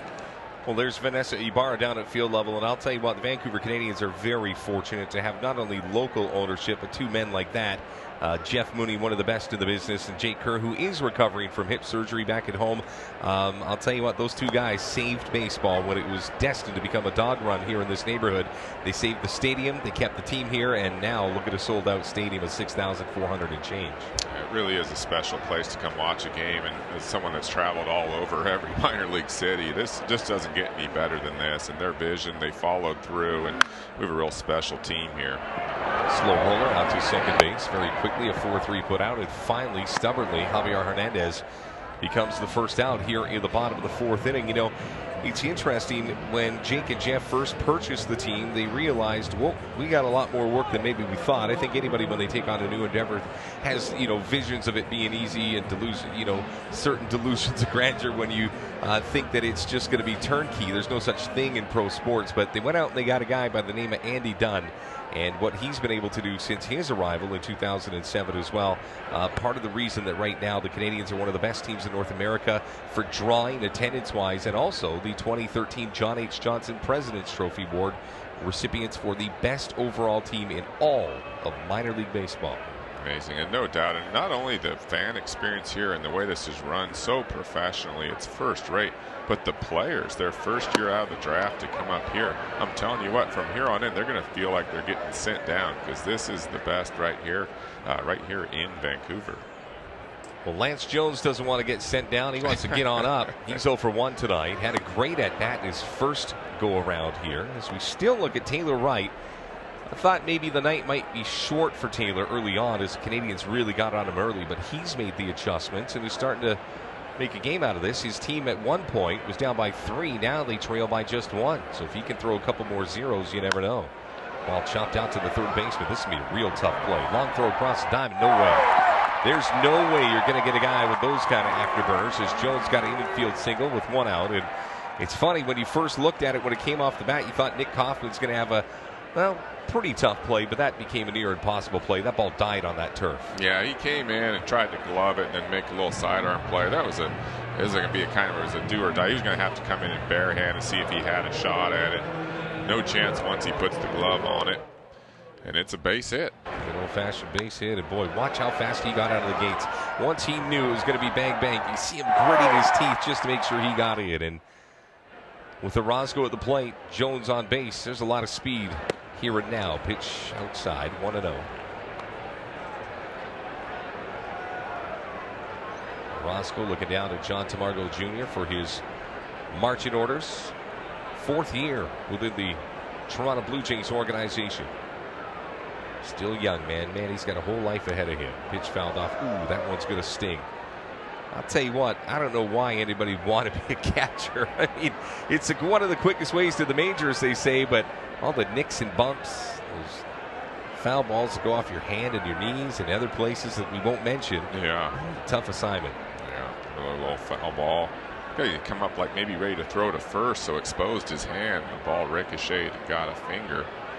Doesn't seem to be too bad, though. He's back down there giving signs, ready to go. Left-handed hitting Orozco. Hitting 118. Now a throw over to first base. Jones slides safely back in.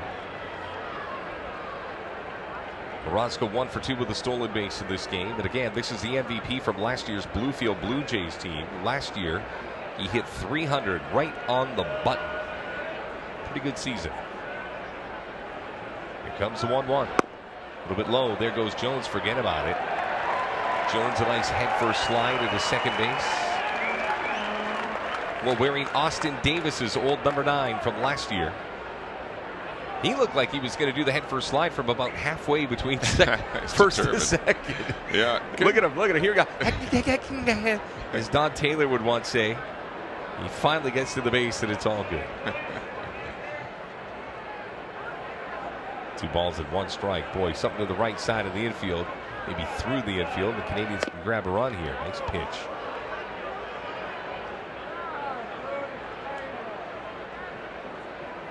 As I look down at my scorecard here, almost every Vancouver Canadian in some way, shape, or form has already contributed to this game. Canadians with 3 runs on 7 hits as we play the bottom of the 4th. 2-2.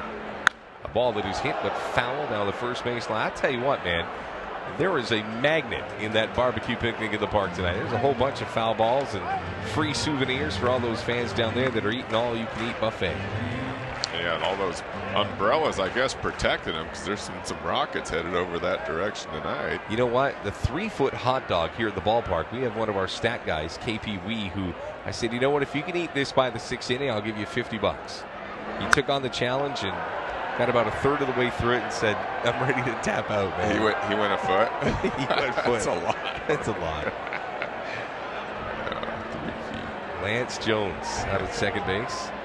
Orozco in the box. Canadians leading by just 1. Their biggest lead was 3, but Hillsboro's the team that's making a game of it here. But the Canadians with a golden opportunity here to try and get one of those runs back. 2-2. A little bit low. Count goes to 3-2. Give Wright credit for hanging in there, keeping his club in the ball game. He's really starting to change his pattern now. A lot more off-speed pitches, especially early in the count. He's been able to keep these hitters off balance the last couple of innings. Give his club a chance. Put a couple of runs up and make it a 3-2 game. He's out of Cornelia, Georgia. 3-2. He's a slow roller. Only one play. It's going to be to first, and it's in time to get Orozco. But because it went to the right side of the infield, that allows Jones to make his way over to third base. And you can see the third baseman Kaufman there using his glove to cover up anything that would get that sun out of his eyes. That left side of the infield right about now, and Pritch, you might know this better than anybody having played first base here. It's a tough assignment for that left side of the infield. Yeah, pitcher getting the ball back from the first baseman on pick plays, and third baseman's really at a disadvantage right now as well. But one thing also is the shadows. A little tougher for the hitters to pick the ball up. Wow. See that big old ball of fire causing trouble. There's the ball out to the shortstop. Should be the inning off the bat of Cadino. Throw across the diamond is in time. And boy, Canadians will leave that runner 90 feet away. So Hillsboro going to look to come all the way back. They were down by 3, then they were down by 2. Now they're down by just 1 as Yeltsin Cadino hands off his wares to hitting coach Dave Pano. We head to the bottom of the bottom of the 5th already. Canadians lead 3-2 right now on Shaw TV. Whistler Brewing, 100% BC owned and 100% BC brewed for over 25 years. Now serving grapefruit ale at their newly renovated tap house in Whistler Village. Whistler Brewing, authentic, handcrafted artisan beers. Our beef is raised without the use of hormones or steroids. We're pretty proud about that.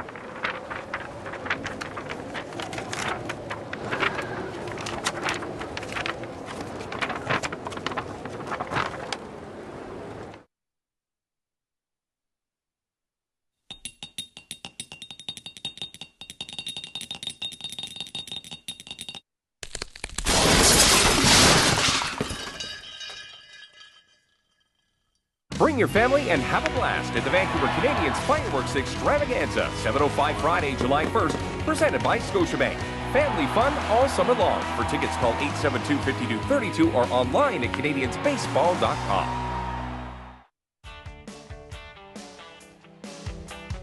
Well, the sun's eventually going to set here, but I think the fans on the third base side of the stadium are going to enjoy it for another half hour, 45 minutes as we bring you back inside Scotiabank Field at Nat Bailey Stadium, getting you to the top of the 5th inning. And boy, I'll tell you, on a night like this, nothing would go better than a Steamworks beer, Vancouver's original steam brewery, located in the heart of Gastown. Steamworks. And Pritch, on a night like this, you got your beer in hand, you're sitting there enjoying the game, your boys are up by 1. Perfect setting. Yeah, we've got a really well-played game, perfect weather. Shoot, you had a beer at Nat Bailey, and I don't think life gets much better. Well, Pat Murphy is now dipping his toe into the 5th inning. He has been, I don't want to say special, but he has been very intriguing. If I'm a Toronto Blue Jays organization, I see what I'm getting out of him tonight, the velocity and the way that he's challenged hitters. I'm pretty happy. Yeah, it's flashing some, like I said, some power stuff. He does it so easily. He's got that big, durable body. And when he's right, you can see how he can work deep into games at the upper levels of Major League Baseball. Well, Manny Jefferson out of Los Angeles, California, out of the wood, if you know what I'm talking about, steps in, did his university at Pepperdine, one of the most beautiful campuses and baseball fields in all of North America. Yep, Malibu, California, Barbara. Not bad to go to school there. Well, if memory serves me correct, right beyond the right field fence, there's a road, a little grassy knoll, and then the ocean. Mm-hmm. It's not too shabby. No, you're doing okay if you're playing ball at Pepperdine, I think. Yeah. 0-2 on its way. A ball that's hit out to the second baseman, Biggio. Bobbled it. It goes through the wickets, and that will allow the runner on base. And unfortunately, I think that's going to be an error for Biggio, and that actually means that it is 4 straight games that the Canadians have kicked something. And now that tied run, he's on base with nobody out here at the top of the 5th. Yeah, certainly don't want that that leadoff hitter on, especially when he's got the speed of Jefferson. It looked like a routine play, maybe a little funny spin. Looked like a ball that he inside out. It might have had a little spin to his left or right. Just fooled him enough, got through. But either way you look at it, leadoff hitter's on. Well, we'll see how Shelley Duncan tries to weave this run around. There's a ball out to Biggio, the second baseman, flashing leather to the shortstop for one on the first. They got him. Oh, baby, don't ever call that a minor league play. Major league leather from Kevin Biggio. Flips it to Godino, the shortstop, who has a laser beam throw down to Williams. Maybe the best 4.63 we've seen all summer, and they show it on the big old video board here in the ballpark, and it gets a second rousing ovation. Look at this. This is a ball that is destined for the outfield. Not only that, the presence of mind to throw a strike to second, and Godino flashes a little bit of a leather as well. Nice play by the Canadians to roll it. Roll you go. High fly ball into right. This should be the end of the inning as Tejada sets up under it, comes down with it, and boy, how an inning can change when you play that way. All right, great presence of mind by Biggio not to get rattled off of the air. And what a tough hop. That ball was ripped. Took a funny hop, stayed with it, turned double play. And I'll tell you what, Murphy made a nice pitch after that. That was a big inning for the Canadians. I'll tell you what, that right there makes you realize the Blue Jays might have something in the system in the form of Kevin Biggio. We go to the bottom of the fifth. It is still Vancouver 3, the Hillsboro Hops 2. It's just heating up here at the ballpark. Keep it locked as you're watching an A&W Saturday night from the Nat on Shaw TV. How Sound Brewing in Squamish, BC features a hotel, restaurant, and brew pub. The award-winning microbrewery is located amidst the Pacific coastal rainforest, ocean, and mountains.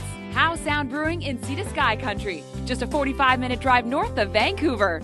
Swim, skate, and work out with a monthly Flexi Pass from Vancouver Parks Board. Gain access to 21 fitness centers, 13 pools, and 8 ice rinks. For more information on the Flexi Pass, visit vancouver.ca. Hi, I'm Jeff Francis, former Major League Baseball player and Toronto Blue Jay. We want you to get out and play ball. Baseball is a way of life. It builds character and teaches the importance of teamwork. Playing ball has allowed me to stay in shape and make many lifelong friends. I may be retired, but I'm still a dad, and there's nothing I like more than getting outside and playing ball with my family. Baseball BC is dedicated to amateur baseball in BC, developing and supporting BC athletes like you. Visit baseball.bc.ca to learn more about the programs where you live. Now let's get out and play. Those were some good years right there for the Vancouver Canadians, 2011, 2012, 2013. There was nobody better in the Northwest League than Vancouver. And as we bring you down to field level, let's take a look at how some of the scoring in this baseball game has happened. And early on, it was the Vancouver Canadians, a ball back up the middle, even though there was a play out towards second base. It was Kevin Biggio who very alertly came from second all the way around to score. A little bit of a fist bump as well. And then, of course, coming around as well, J.B. Woodman, and that at that point made it 2-0 Vancouver, and then a run scoring in the form of the catcher Javier Hernandez. Hillsboro just not going away though, man. Jefferson with a ball that found its way into left field, and that of course allowed Nick Kaufman to come in and count. And you know what? It's just been a well-played baseball game from almost everybody. And remember this one. This was a ball that was hit out to Juan Tejada, and we thought maybe there would be an out here, but again, just around the diving tag. That's how Luke Laurie made it a one-run game. Great work from our camera crew here on Shaw TV. Let's get you to the bottom of the fifth inning. Kevin Biggio. He's been busy on both sides of the ball here tonight as the ball is hit out to the first baseman. Slow roller. It'll be fielded cleanly. Waving off right to pitcher. It's Biggio by a step, maybe step and a half for the first out here on the bottom of the five. Yeah, good pitch. You know you made a good pitch, and right when you get Biggio out front, because he doesn't chase. Little change up, got him on his front foot. Easy put out to first base. I don't know what I remember more, the offense from Biggio or the defense from Biggio, but the one thing that I do remember is Kevin Biggio from this game so far. I'm telling you what, he's a good player. Picked up in the fifth round on both sides of the ball, but he's got a bright future. This one does as well. J.B. Woodman steps in single in his first plate appearance of this baseball game. Also came around to count, hitting .222. Pritch, I think maybe you would be able to answer this better than me. Is the first year kind of a freebie year within the organization? Yeah, I definitely think as he gets a fastball and fouls it off there to the left side, I think the coaches are a little bit hands-off because these kids got drafted for a reason, especially a guy like Woodman put up such good numbers in college. Kind of let this guy see what he's got, use the wood bat for maybe the first time, get used to playing every day. So, yeah, they're letting these guys have their first taste of pro ball before they make any adjustments to them and really see what you got from your player. The pressure is always felt because baseball is such a statistical game, but at the same time, most organizations, as you said, Pritch, just want to see what he's bringing to the table. There's a slow roller out to the second baseman. That's more than enough time for Jeff Smith to get it over to Lowry for the 4-3 put out. And you kind of get the feeling as we make our way through the middle stages of this baseball game here in the bottom of the fifth that it's setting up for a dramatic finale. It's almost the calm before the storm. Yeah, we're seeing a tight one. You get that feeling for sure. And again, Taylor, right, on the ropes early. Vancouver really all over him, really going to his off-speed stuff, getting these hitters out in front and getting some easy ground ball outs. Pitch low to Williams. Boy, you make a mistake to this guy, the big guy will put it on the other side of the fence. When the Canadians first came north from Florida to start the 2016 season, everybody said keep your eye on this kid. The ball that's fouled off.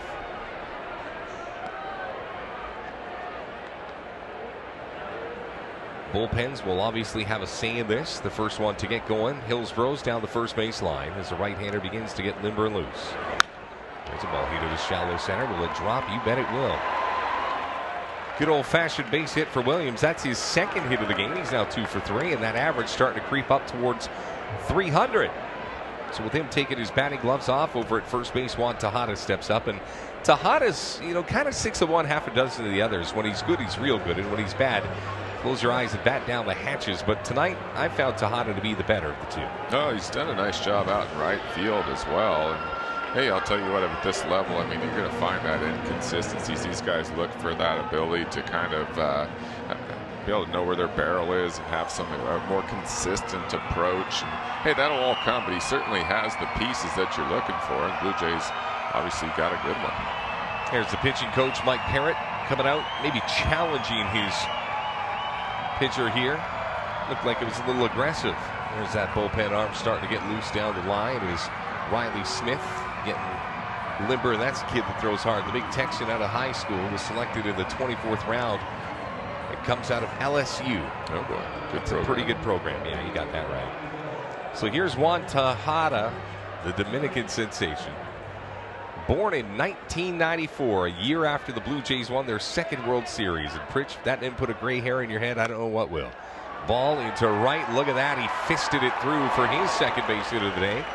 Station to station as that ball gets back in. And for the Vancouver Canadians, that is the 9th base hit of the afternoon. Tejada with his 3rd knock of the day. Wasn't a great swing. Almost like he saw the hole over there with the runner being held on, tried to just push it through. And let's just call it a nice piece of hitting because it worked. Base hit. Now the Canadians have something going with two outs. That's happened more often than not tonight, where their rally has started with their backs up against the wall, but they have been very good this evening. Pitch in for a strike at 90 miles an hour. Took a little bit off to make sure he could paint the inside black. There's Brian Luzardo. He's played in 8 of the 9 Canadians games this year, hitting .241. Swing and a miss. That was the here it is fella pitch, and Luzardo took a big boy rip at it. There's no doubt about it. Luzardo again behind no balls and 2 strikes with 2 outs, and again the Canadians with runners at first and second. Some big runs in a 1-run affair. That's the changeup away here, and that's exactly what it was, and called not made, so the count goes to 1-2. Tried to freeze him on that outside corner with that fastball. I thought he might go to that soft one, but look for him to come back in. Now they've been challenging Luzardo in off the plate almost the whole game, seeing if he would chase that ball just a couple inches in, and he's been up to so far. That's what's happened. 1 ball and 2 strikes. Pitch on its way is inside. Boy, pretty good pitch. Luzardo maybe with a bit of a sell job there. Looked like a young Michael Jackson getting up on his toes during Thriller. I think they found something on Luzardo in there, and they don't throw it for a strike. They throw it in about just a couple inches in off the plate. Right, a little extra something there. Ran that one up to 93. 2-2 missed away. So now 3 balls and 2 strikes. The starter Wright shaking his head. I don't know if that's because he didn't agree or disagree with the umpire. I think he's just trying almost too hard to hit his spots. Well, he didn't want to go run that to 3-2. Now the runners will be in motion. Possibly 2 runners that end up with a chance to score on a base hit here. 3-2. The ball fouled off. Wright was signed last year as an undrafted free agent right around Christmas time. Pretty good gift. In his only game, they lost to Eugene 6-0. It wasn't really on him. He went 5, allowed only 4 hits, 3 runs. But he did strike out 9. His only mistake, a 2-run homer to Andrew Monasterio. And then he had an error himself on a bunt. Got him. Wonderfully placed pitch. Strikeout number 3 in this game for Wright. Canadians will strand 2, and boy, it is still as tight as a shoelace with a double knot in it. As we go to the top of the 6th, it is 3-2. The Canadians lead. The rental store grounds crew, the Cat Rental Store grounds crew coming out. You're listening to live coverage and watching live coverage of Canadians baseball here tonight on Shaw TV. Our beef is raised without the use of hormones or steroids. We're pretty proud about that.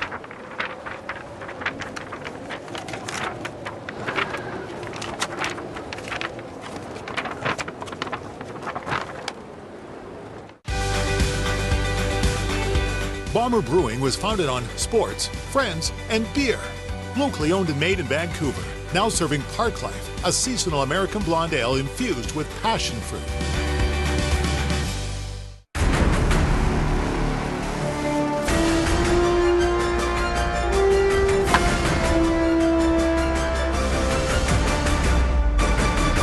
Accentin is the official host hotel of the Vancouver Canadians. Enjoy a night of unforgettable antics as the famous chicken visits the Vancouver Canadians 7:05 Monday, July 25th at Scotiabank Field at Nat Bailey Stadium. Rain poncho giveaway to the first 1,000 fans presented by BC Egg. For more information, visit CanadiansBaseball.com.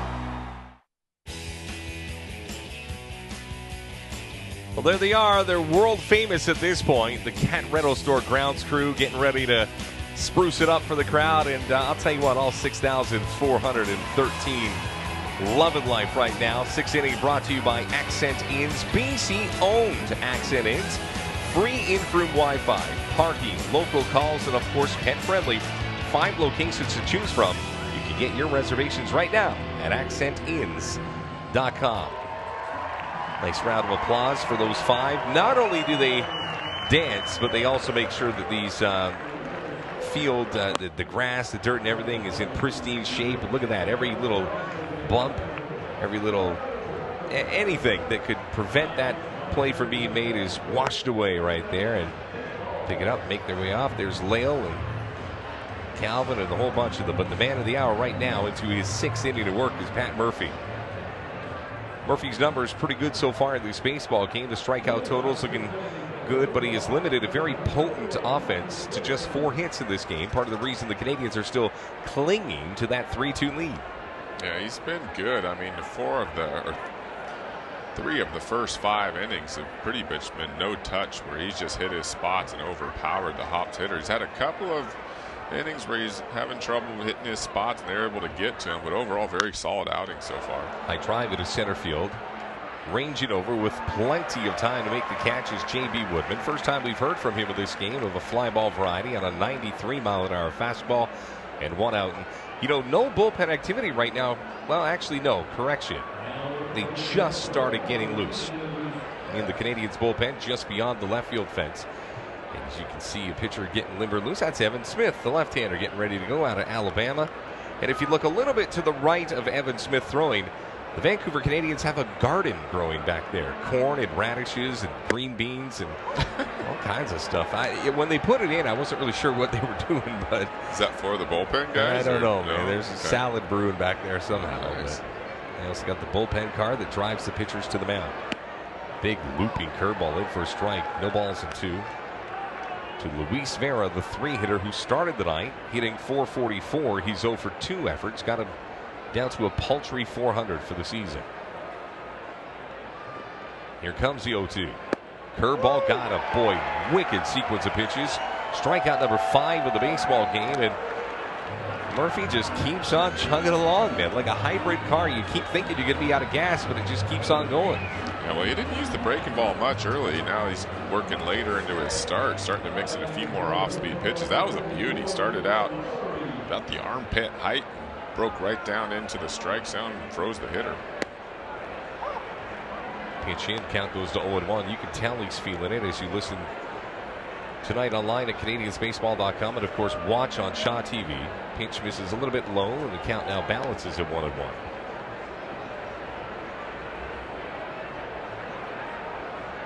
Every Saturday night that the Canadians are home this season, we will bring you Saturday Nights from the Net, presented by A&W right here on Shaw TV. The first of 6, you're watching it with us. And man, what a great way to start the season. 3-2 slobber knocker right in the middle of Vancouver. 1-2. Ball hit out to the shortstop. Godino stays back on it. It's going to have to really get it across in time, and he does just that. If you're scoring with us, it's a 6-3 put out, but more than anything, it is 3 up, 3 down in one of the tiniest innings for Pat Murphy. Do we get him for the 7th, or will the bullpen be summoned? I'm not sure, but either way, what an outing. We played 6, 3-2 Vancouver. We'll see you at the top of the 7th next right here on Shaw TV.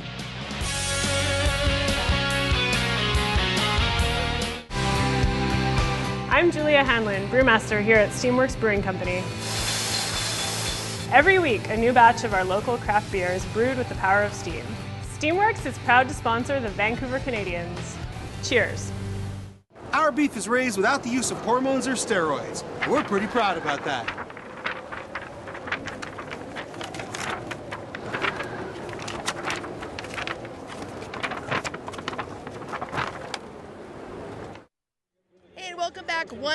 Welcome back once again to A&W Vancouver Canadians, only on Shaw TV. We're here, one of the best spots, I think, beside the Diamond, the Coors Light Executive Dugout Suite with Curtis and Crystal. You guys work for Coca-Cola, you're mentioning. You come every year. It's kind of a team-building event. What do you love about it?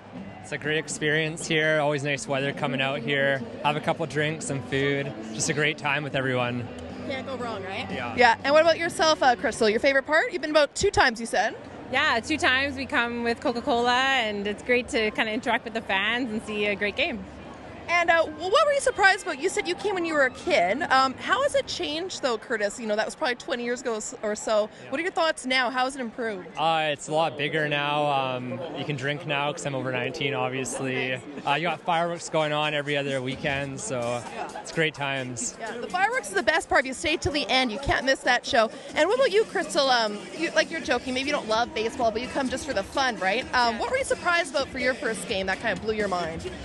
I was actually surprised that it was actually pretty dangerous. It is? Especially when you're sitting at the front, so you have to be really careful with balls and bats flying. Yeah.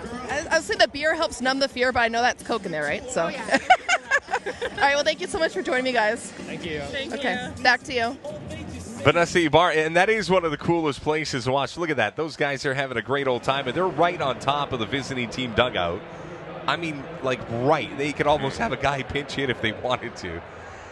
We get our first look at the bullpen for the Hillsborough Hops. And, boy, look at the numbers right there. Riley Smith, no wins, no losses, but he ain't given up a run the entire season either, so the Canadians aren't out of the woods just yet. It'll be Javier Hernandez, Lance Jones, and Rodrigo Orozco, 8-9-1 in the order. Again, Canadians looking for a little insurance, up 3-2. Pitch up in the zone at 91 miles an hour, and the count goes to 1-0. Riley Smith, born in 1995, so he is just 21 years old. Ball out to the shortstop under his glove. Javier Hernandez with his second base hit of the night. And for the Vancouver Canadians, that is hit number 10. They do a good job of getting that leadoff guy on. A little fastball, middle in right there. Drove it right back up the middle. Didn't try to pull it. And got themselves that leadoff hitter on out. See if they try to move him over with the bunt, or maybe even try to mix in a hit and run just to get something, shake it up a little, get something going. Well, again, Lance Jones, 4 RBI that he got all on one night in Spokane, Washington. It was his first game as a C. He had to wait for the 3rd game of the season to finally get his turn, and boy, was it worth it. Canadians will go on for a victory. They actually won their first series of the season in Spokane, 2-1. Came home and fought Everett hard, but lost 2 of 3 to the Aqua Sox. And so far they have split with Hillsborough. Snap throw over to first base. Javier Hernandez. Pretty athletic-looking catcher. Gone are the days of the fat catcher. No, he moves very well. Like you said, he's actually a threat on the bases, which is unusual for that position. Half swing. Umpire said he went, and the count goes to 1-1. You always think of catchers in the old days kind of have a little bit of a belly, maybe a little stereotypical, but then guys like Pudge Rodriguez came along, and all of a sudden that position part of me got real athletic in a hurry. 1 ball and 1 strike. Smith offers up a pitch that misses. 2 balls and 1. Well, we always talk about the 3-foot hot dog here, but don't forget you can get sushi at the ballpark. You can get pulled pork. You can get brisket. You can get all kinds of stuff. Corn on the cob. And you're outdoors, man. There's no roof here. 2-1. Fouled off. I mean, you, Pritch, you played at a bunch of different ballparks. As a player, do you ever venture into the concourse and try the different fares from all the different ballparks across North America, or do you just you just eat what the club gives you? Exactly. I don't think you get out there much as a player, but let me tell you, I'm making up for lost time since I quit playing as far as eating goes. And yeah, the food around the ballpark here is phenomenal. Great place to come watch a game, and yeah, you got lots of choices. Again, I'm not just saying that. This is pretty different for short season. This is an amazing park to come watch a game in. Pitch on its way. He's a little roller out to the shortstop to second for 1 on the first in time. Boy, you have to be perfect. And the Hillsborough hop infield looked pretty darn close on that play. And, you know, those slow bouncing balls out to the shortstop, sometimes you think you're only going to get 1, but really the silent assassin in that transaction is the second baseman. And in that particular instance, Jeff Smith, with hands like a laser, gets it down to first for the twin killing. Yeah, it's kind of the same. Ball not hit real hard, tough turn, but good feed from Jefferson, getting it out quickly, and then a good turnaround by Smith to relay it to first base in time. And he had a little zip on that one. Nice stretch as well by the big first baseman, Luke Laurie. So now 2 outs, nobody on. Rodrigo Orozco stepping into the box. He's 1 for 3 tonight. It's a ball lashed into right field. Will it drop? You bet it will. And for a kid that was hitting under 100 tonight to step up and go 2 for 4, that's exactly what the Canadians need. Almost a ditto to his last hit there. He dumped it out there in right field. Again, not hit real hard, but he did stay on it with his speed. Never know, he can get himself into scoring positions. So see still a chance to put a run on the board here. Well, as we look at the reliever, Riley Smith, let's take a look at the line tonight for the starter of the Hillsborough Hops. Taylor Wright, the right-hander, in my estimation, was pretty good. Canadians got to him early, but you know what? Wright stayed the course, and that's part of the reason that tonight he kept his Hillsborough Hops within striking distance. Well, the Vancouver Canadians made Wright throw a lot of pitches, if anything, but he did a good job of hanging in there, keeping him in the ball game, and he did a real nice job. Gave up 9 hits over his 5 innings, but again, feisty. And that's part of the reason, again, that Hillsborough right now probably still feels very much in this game. And now we're looking to a guy that has an ERA of 0 to keep that momentum going their way. This game's very much anybody's. Let's take a look into the eyes of Yeltsin Godino. With the runner at first, they'll check in on him. Fans never like when the throw goes over to first, not because it slows the play down, but again, Orozco, get him on base, and he's a threat, man. He's a real threat. I can totally see why people would pay attention to him. 1-0. Right at the knees, called for a strike. We'd like him to try to go early in the count if he can, just so that the hitter has a chance to drive him in with less than 2 strikes. He's been getting a really good aggressive lead over there again. Watch him try to walk. He's trying to time the pitcher, and if he feels like he's got that momentum, he'll take off. I believe he's got the green light. Bullpen activity again down the first base line for Hillsborough as they have a side armor going. Canadians will go to the bullpen when it comes their turn to get out to the field for the 7th inning. And we can close the book now on the starter for the Vancouver Canadians as well, Patrick Murphy, who right now, if the Canadians can hold on and not give up the lead at any point would pick up his first win of the season. He had a really good outing. A couple innings again, a little bit of a hiccup, but for the most part, he was outstanding, hitting spots, pretty much overpowering stuff. Real positive outing for Murphy. 1-1 outside, pitch out, if you will. 2 balls and 1 strike. Canadians have not scored a run since the second inning of this baseball game as we play the bottom of the 6th right now. They built a 3-0 lead, and if you're just joining us, Hillsborough slowly creeping back into this game with a run in the 3rd, another in the 4th. The right-hander to the plate he goes. Ball fouled off, 90 miles an hour. That sun is just set beyond the tree line here at majestic Queen Elizabeth Park, which is just beyond the right field fence. So now all of a sudden the fight, the struggle between the natural illumination from the sunshine and of course the canned sun that we get from these lights around the ballpark, about half an hour before they'll switch responsibility. 2-2. Caught him right on the outside corner. Godino not a fan of it, but it was a pretty good pitch that will send us to the top of the 7th. Despite the 11 hits for the Vancouver Canadians, their lead over Hillsborough is 1. We go to the 7th, 3-2 C's right here on Shaw TV. How Sound Brewing in Squamish, BC features a hotel, restaurant, and brew pub. The award-winning microbrewery is located amidst the Pacific coastal rainforest, ocean, and mountains. How Sound Brewing in Sea to Sky Country, just a 45-minute drive north of Vancouver. Swim, skate, and work out with a monthly Flexi Pass from Vancouver Parks Board. Gain access to 21 fitness centers, 13 pools, and 8 ice rinks. For more information on the Flexi Pass, visit vancouver.ca.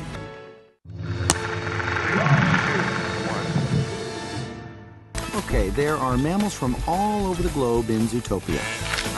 Large and small, fast and slow. But the truth is, Zootopia isn't perfect. And just like our world, not everyone gets along. Especially natural enemies.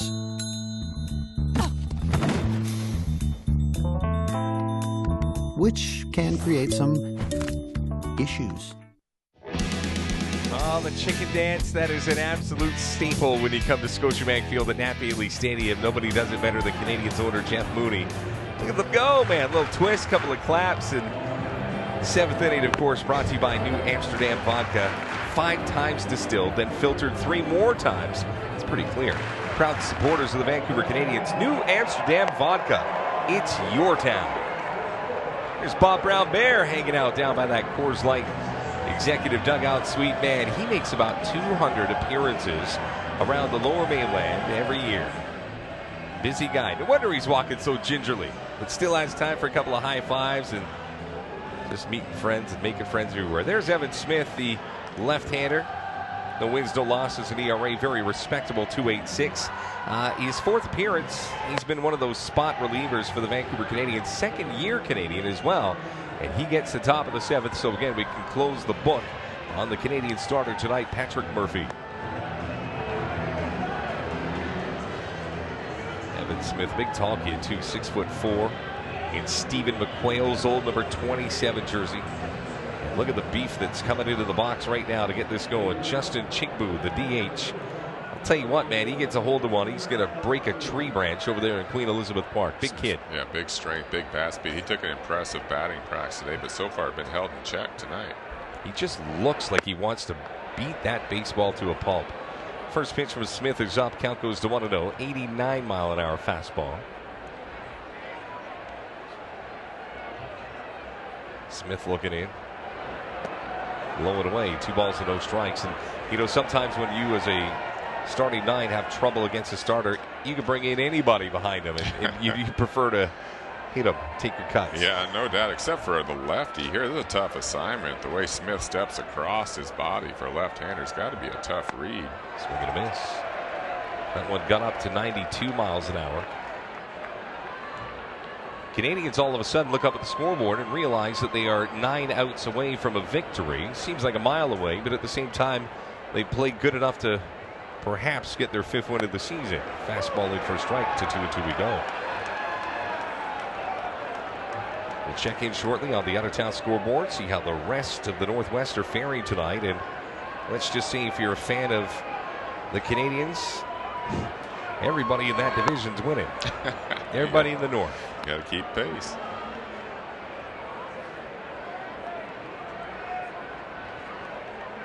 Three balls and 2 strikes. Nobody out here in the 7th inning. Here comes the payoff pitch. It is fouled off.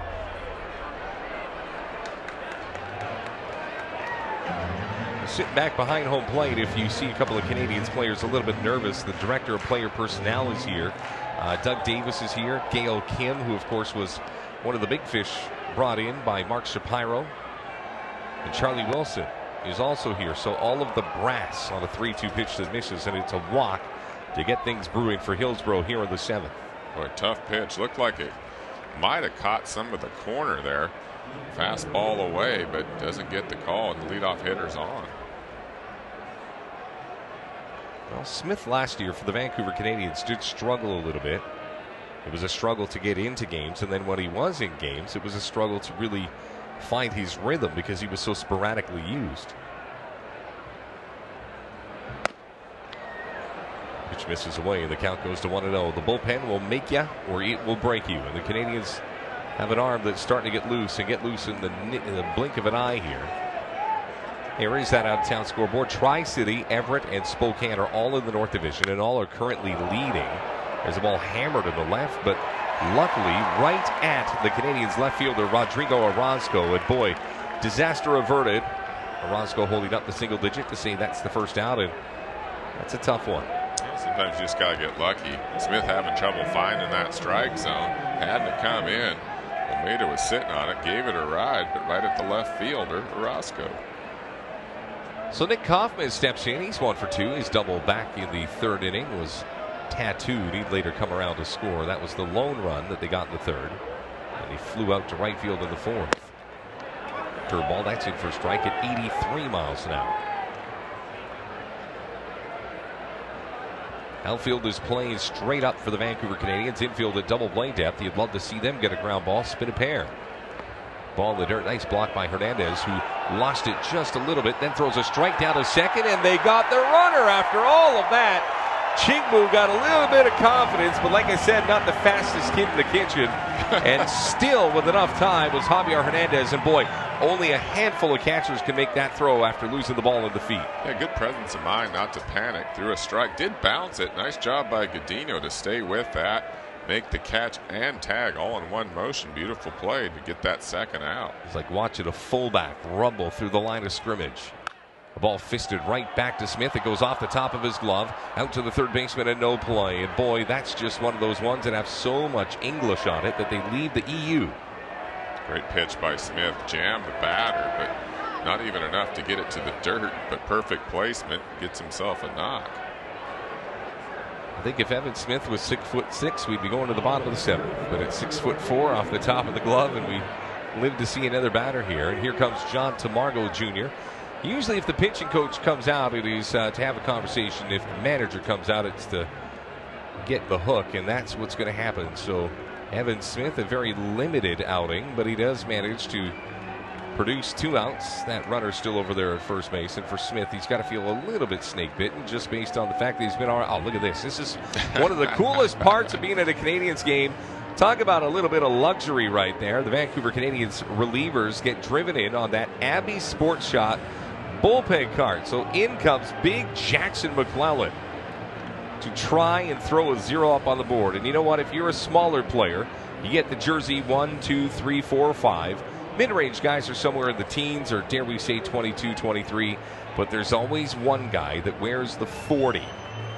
And Jackson McClellan, all 275 pounds of him, stretching the big black 40 across his broad back. But he gets a chance here to get that final out.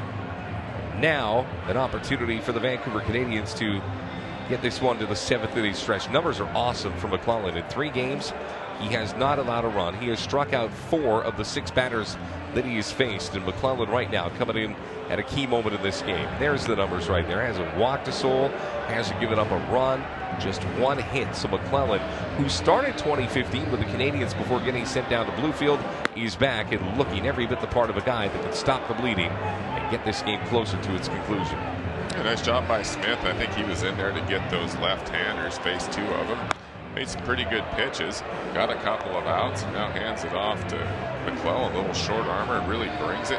Power body, power type of arm. And they're really going after this one in kind of a leverage situation. They don't want any more runs up on the board here in the 7th. A couple of guys having a chat. High above us, there is a whole bunch of crows that are flying from west to east. I was told by our good friend, look at them. Look at them all. You know what that's called, Pritch? What do you got? That's a murder of crows. Not a flock? No, it's not a flock, man. That's geese, brother. Not a bunch of? Pat Carl, the old scorekeeper, I used to say, look at all the geese. And he'd always open up the door and he's like, buddy, that's called a murder of crows. I'm like, really? He's dead right, man. High atop Scotiabank Field at Nat Bailey Stadium. Look at these fans. They're loving it. Jackson McClellan, one job. Takes his hat off and gets ready to look in and try to get a victory as these kids, they probably got a combination of ice cream, little cotton candy, some popcorn. They are going to be up till at least 1 in the morning. McClellan having a chat with his maker. Now he's ready to rock. Gets back on that mound wearing the big 4-0. So here it is, brother. Manny Jefferson steps into the box. He knows with a base hit here and 2 outs and a pretty slick runner on the base pass that he could help his team to a tie out of Los Angeles, California. Not that far from home tonight, just up the I-5 and quick zip across the border, and he's back home. Jefferson on the season, 217 hitter. Tonight he's 1 for 2. His base hit came back in the 3rd. There's that runner that represents a tying run in that gray uniform, breaking for second. Throw down to second. It's going to be late, or is it? Got him! Oh, Biggio with a wonderful tag as that ball was thrown to the far side of second. Biggio brings it back. I'll tell you what, man, if you don't respect Hernandez's arm by now, you better act somebody. 2 of them go down as the victims of Javier Hernandez, and all of a sudden we go to the bottom of the 7th. It is still Vancouver 3, Hillsboro 2. Did Jackson McClellan throw a pitch? 1 pitch. 1 pitch gets the out. That's not too shabby. All right, 3-2 C's, bottom of 7th next right here on Shaw TV. Hi, I'm Jeff Francis, former Major League Baseball player and Toronto Blue Jay. We want you to get out and play ball. Baseball is a way of life. It builds character and teaches the importance of teamwork. Playing ball has allowed me to stay in shape and make many lifelong friends. I may be retired, but I'm still a dad, and there's nothing I like more than getting outside and playing ball with my family. Baseball BC is dedicated to amateur baseball in BC, developing and supporting BC athletes like you. Visit baseball.bc.ca to learn more about the programs where you live. Now let's get out and play. Our beef is raised without the use of hormones or steroids. We're pretty proud about that.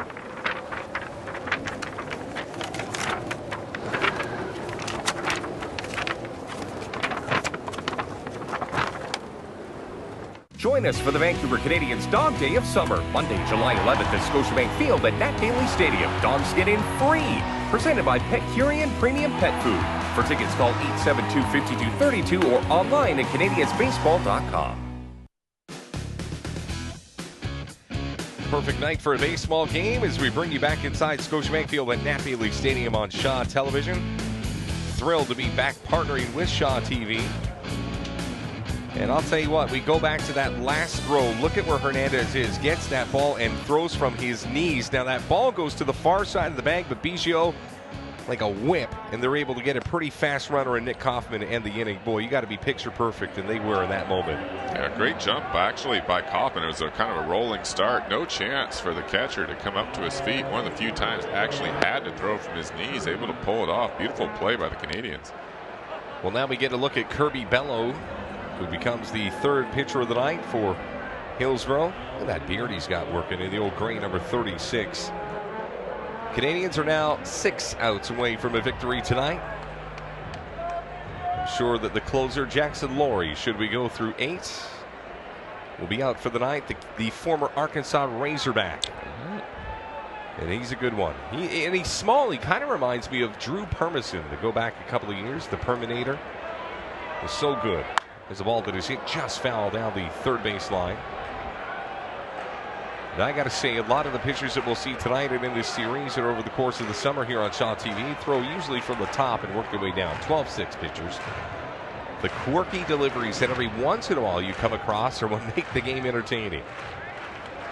Look at Bello here, kind of an odd start. kind of rocked to his front side, hunched over, trying to be deceptive. Then a quick little gather and go. Pitch up in the zone to Kevin Biggio. Tonight 0 for 2, but he has been productive. A walk, a run scored, and a couple of defensive gems. Remember that diving play he made back in the fourth to start a double play that helped the Canadians avoid a little trouble. Pitch up in the zone at just 76 miles an hour. A little breaking ball there. Fastball, he'll touch 89, 90. And it is deceptive the way he kind of just starts in a strange position. Got to be tough for a left-handed hitter. 2-1 low. Count goes to 3-1. You know, I always think of the catchers who have to deal with anywhere from 15 to 20, 25 pitchers. And I always sit there and think to myself, man, that's a tough assignment. Kirby Bellows, one of those guys who's got numbers in all the right categories. Ball flared high at a very shallow left. So shallow that the shortstop will dipsy doodle and keep his composure underneath the baseball. He goes. Manny Jefferson brings in the first out here in the bottom of the seventh. Yeah, just looked like a little fastball in right there. And, you know, Biggio not able to get to it. A little easy flare into left center for the first out. Tri-City in the middle of the ninth, leading Salem Kaiser 7-2. So unless Salem does something dramatic at the bottom of the ninth, Tri-City's going to win tonight. Everett at home hammering Boise 7-2. Middle of seventh. Only game outside of this one that's still in question. Spokane 4, Eugene 3 in the end of the sixth. First pitch to J.B. Woodman, who's 1 for 3 today with a run scored in for a strike. Ball fisted foul into that protective meshing. Nice play by the ball boy. Coming off a little ricochet. Gets a nice smattering of applause from the fans.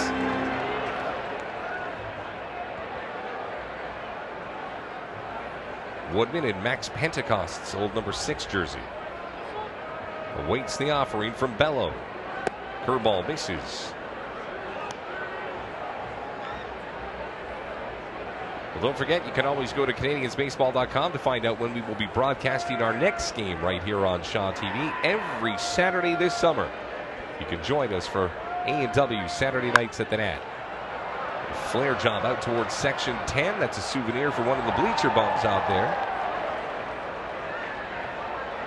You can also see that new seating here at Scotiabank Field that they put in last year. Who got that? Well, he got a sting in hand. And the girl beside him got the ball. Come on, man. You gotta make that play. She's loving life. She's got a souvenir, man. She had to pay for that thing. She appreciates the effort, I'm sure. Well, the guy's got a stinging hand, but he didn't drop any of the beer. Fastball, swing and a miss. So Bello, as deceptive as he is, pretty darn effective as well. 2 outs, nothing brewing for the Canadians here in the home half of the seventh, with the boys up by just the 1 run. You know, Kirby Bello pretty tough on left-handers. Works from the far first base side of the mound and then bends over further. Not much of a look for left-handed hitters, and he's got a chance to face 3 in a row. So good timing bringing him in to face the Vancouver part of the order with all left-handed hitters. Now, Canadians next game on Shaw, Saturday, July the 2nd, when the Spokane Indians are coming to town. That's the minor league affiliate of the Texas Rangers. And again, those division rival games are always so good. This one had a great storyline as well. The 2-time defending champions from Hillsborough in town. 0-1. Curveball in for a strike. Kind of just floats in there. I don't think you can see it. Those left-handed batters, they're all kind of bailing. You see them rocking a little bit on their heels. Not sure when to start their swing. 0-2 to Williams. High drive, foul, third base side. Another souvenir for a fan over there. Just beyond the reach of the left fielder. Williams is 2 for 3 in this game tonight to bump his average to .308 for the season. I keep waiting for his 450-foot home run. Everybody said when he came up from Florida, watch Christian Williams, but we haven't seen it. But what we have seen is a pretty good approach at the plate. 0-2.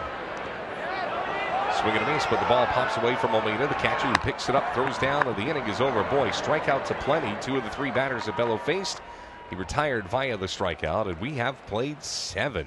To the 8th we go. Canadians clinging to a 3-2 lead as you watch A&W Saturday nights from the Nat right here on Shaw TV.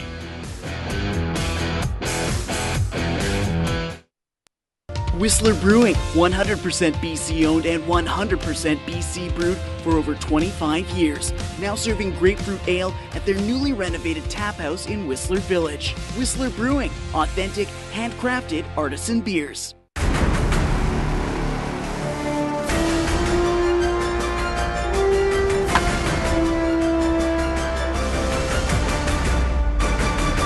Accenton is the official host hotel of the Vancouver Canadians. Bomber Brewing was founded on sports, friends, and beer. Locally owned and made in Vancouver. Now serving Park Life, a seasonal American blonde ale infused with passion fruit. Our beef is raised without the use of hormones or steroids. We're pretty proud about that.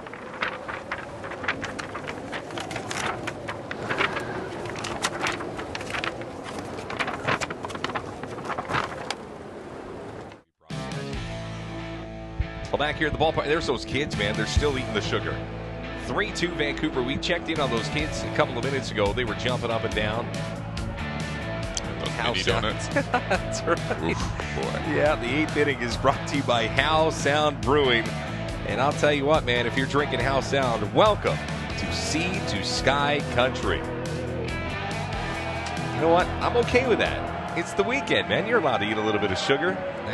That guy's had probably some sugar and some How Sound. He's got a little bit of everything. But you know what? Coming to the ballpark, you're there to have fun. Absolutely. You're there to have fun. And it's a sellout crowd here tonight at the Nat, and everybody's loving life. And you know what I like is it's a combination of a lot of people wearing Canadians gear and people wearing Blue Jay gear.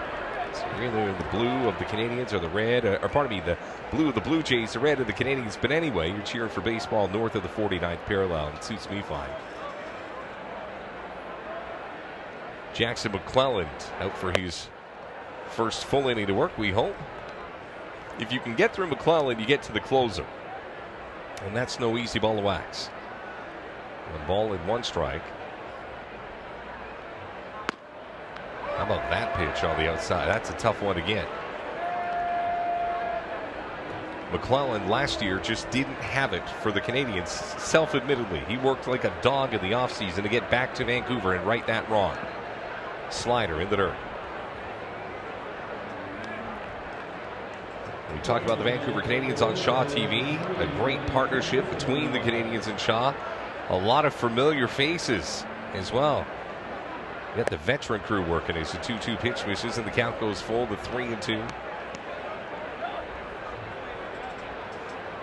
Our next broadcast, Saturday, July the 2nd. We'll throw up a graphic in a bit with all of the dates so you can write them down. Ball hammered, but right at the third baseman, Luzardo. Talk about being in the right place at the right time. And that's a bit of a tough break, man, for Manny Jefferson. Hit a ball on the screws, come up empty-handed. Yeah, well, good job of the C's moving Luzardo over towards the line, playing no doubles. He was a step and a dive over there. Left fielder was played back, and it paid off right there. Line drive right at him. Look at the cat-like reflexes here as there's a ball just stung, and Luzardo just reaches up like he's grabbing the soup from the top drawer and pulls it in. And just like that, the Canadians get it out. And boy, no sooner do we praise Luzardo than a ball dribbles into left field very quickly.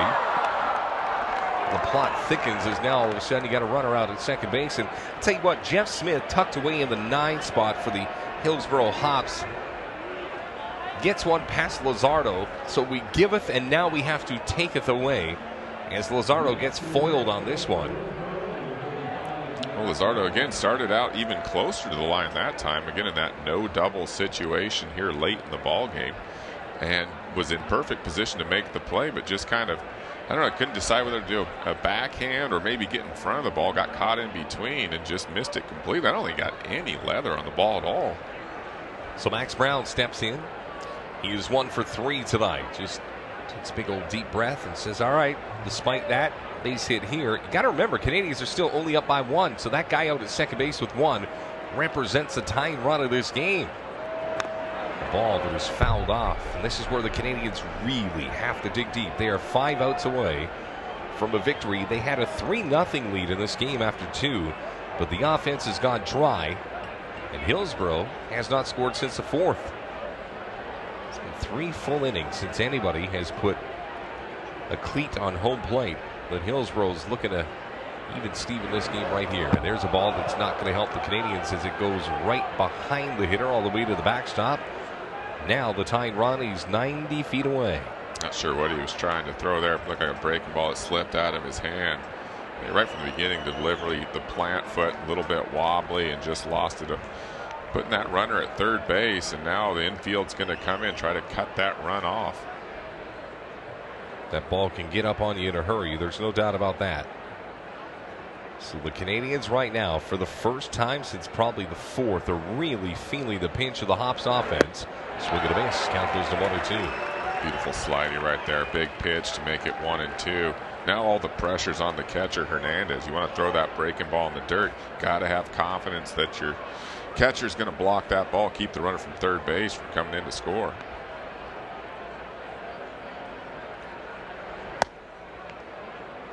A little bit low, 2 balls and 2 strikes. It's been a fun one to broadcast here on Shaw TV tonight. You never know what's going to happen next or who's going to do what. And this game has never really felt comfortable for either team. Curveball got him. Boy, a wonderfully placed pitch. Brown thinks that one dipped under the zone, but I'll tell you what, it had a lot of tumble to it. A couple of words for the home plate umpire from Brown, but that's the tying run right there. That's what we're trying to avoid.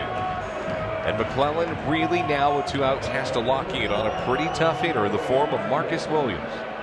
And look at this pitch, Pritch. This is one of the better ones we've seen the entire inning.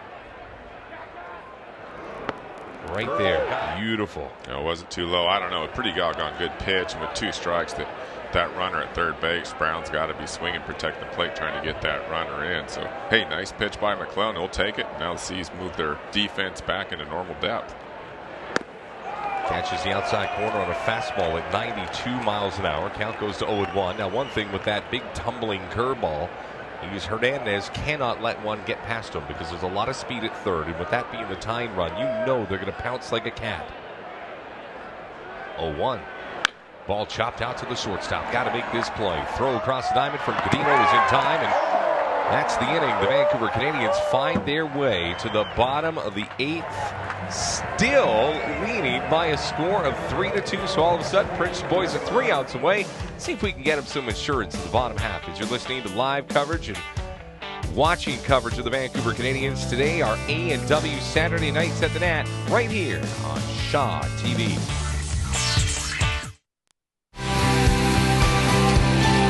I'm Julia Hanlon, brewmaster here at Steamworks Brewing Company. Every week, a new batch of our local craft beer is brewed with the power of steam. Steamworks. Drink different. Cheers. Enjoy a great summertime tradition with the Vancouver Canadians Scotiabank Nooner tomorrow at 105 Scotiabank Field at Nat Bailey Stadium. Family fun all summer long. For tickets, call 872-5232 or go online to canadiansbaseball.com. Welcome back once again to Shaw TV's coverage of the Vancouver Canadians. We've talked many things baseball tonight, but another angle of the Canadians is the family housing program where people such as Brianna house athletes who come, many of them from the States, other countries. So Brianna, you've been doing it 4 years, you're saying now. What made you first want to become a family housing member? Well, my husband sent me the article he read in the Vancouver Sun, I believe it was, talking about the housing family program, and he was really interested. He loves baseball. And I'd grown up with my parents taking in international students, so I definitely was used to the experience. And I also just have a cousin who's been an Olympic athlete, so just being along the journey of an athlete, seeing them kind of move up, it's just inspiring and nice to be part of it. So it interested me, and I thought we'd give it a try. You'd be part of that journey. So who are some athletes have you housed in the past? So this is our 4th year, as you mentioned, and we've had, at this point, we've had All-Americans players, and we started with a guy named Chuck, and he was a pitcher, and then Ryan was a first baseman, and then last year as well, John, he was another pitcher. Okay. And like you said, quite different. You got like a 4-month-old at the time. You brought in a late teen. I've done stories on billet families where they mentioned like how much milk they drank, how much bread. What was the experience for you? Anything kind of random or they had to kind of adapt to? I don't know about random, but I mean, you're dealing with a guy, late teens, early 20s, experiencing being away from home for the first time in some cases, Canada for their first time, I think for all of them actually. So, you know, just kind of... They're similar enough, luckily. Yeah, definitely. And it was just great to be part of their experience here and introduce them to Vancouver. We've had some amazing summers these last few years. Take them on bike rides around the seawall, show them some touristy spots. Awesome. And Play tour guide. Yeah, definitely. All right, well, thank you so much for joining me. Yeah, no problem. Okay, back to you, Chris and Rob. Oh, thank you, Vanessa. We do appreciate it. The sights and sounds of the ballpark, and let's see if we can get this ballpark real loud as we go to the bottom of the 8th, and Juan Tejada in the box. Tejada's been Hada tonight. He's 3 for 3 with a double, an RBI, and a stolen base. And Pritch, as we start to make our way to the later stages, we got to start thinking about a player of the game. Oh, boy. Might get some consideration. Pat Murphy as well. Yeah, the starter was outstanding. We've had a couple of big hits. This is going to take some head scratching here. Nick Blackburn, second year Hillsborough hop out for what they hope is a nice quick inning. Tejada with a bit of a half swing. Base umpire said that he did not go, so he'll still be looking for his 4th hit of this baseball game. Juan Tejada, as a professional, has never had a 4-hit night, so twice he's had a 3-hit night. This would be uncharted territory. Ball low, 3-2. Breaking balls from Blackburn, more conventional pitcher compared to the sidearm. Well, not really a sidearm, it's just more of a deceptive left-hander in Bello in the last inning, so different look for the Canadians. There's a drive into left field. Plenty of time for Luis Vera to set up under it and come down with it. The count goes, well, actually no count. We one out here at the bottom of the 8th. All right, Pritch, let's see how that inning ended last half. And boy, there's been some great moments, and you've really had to keep your eye on the prize here at the ballpark as we look back. And you know, there was a ball that you thought, boy, hustle, hustle, hustle, hustle. And then all of a sudden just tripped right at the end. And ooh, Marcus Williams was hustling, and you know, he's all right.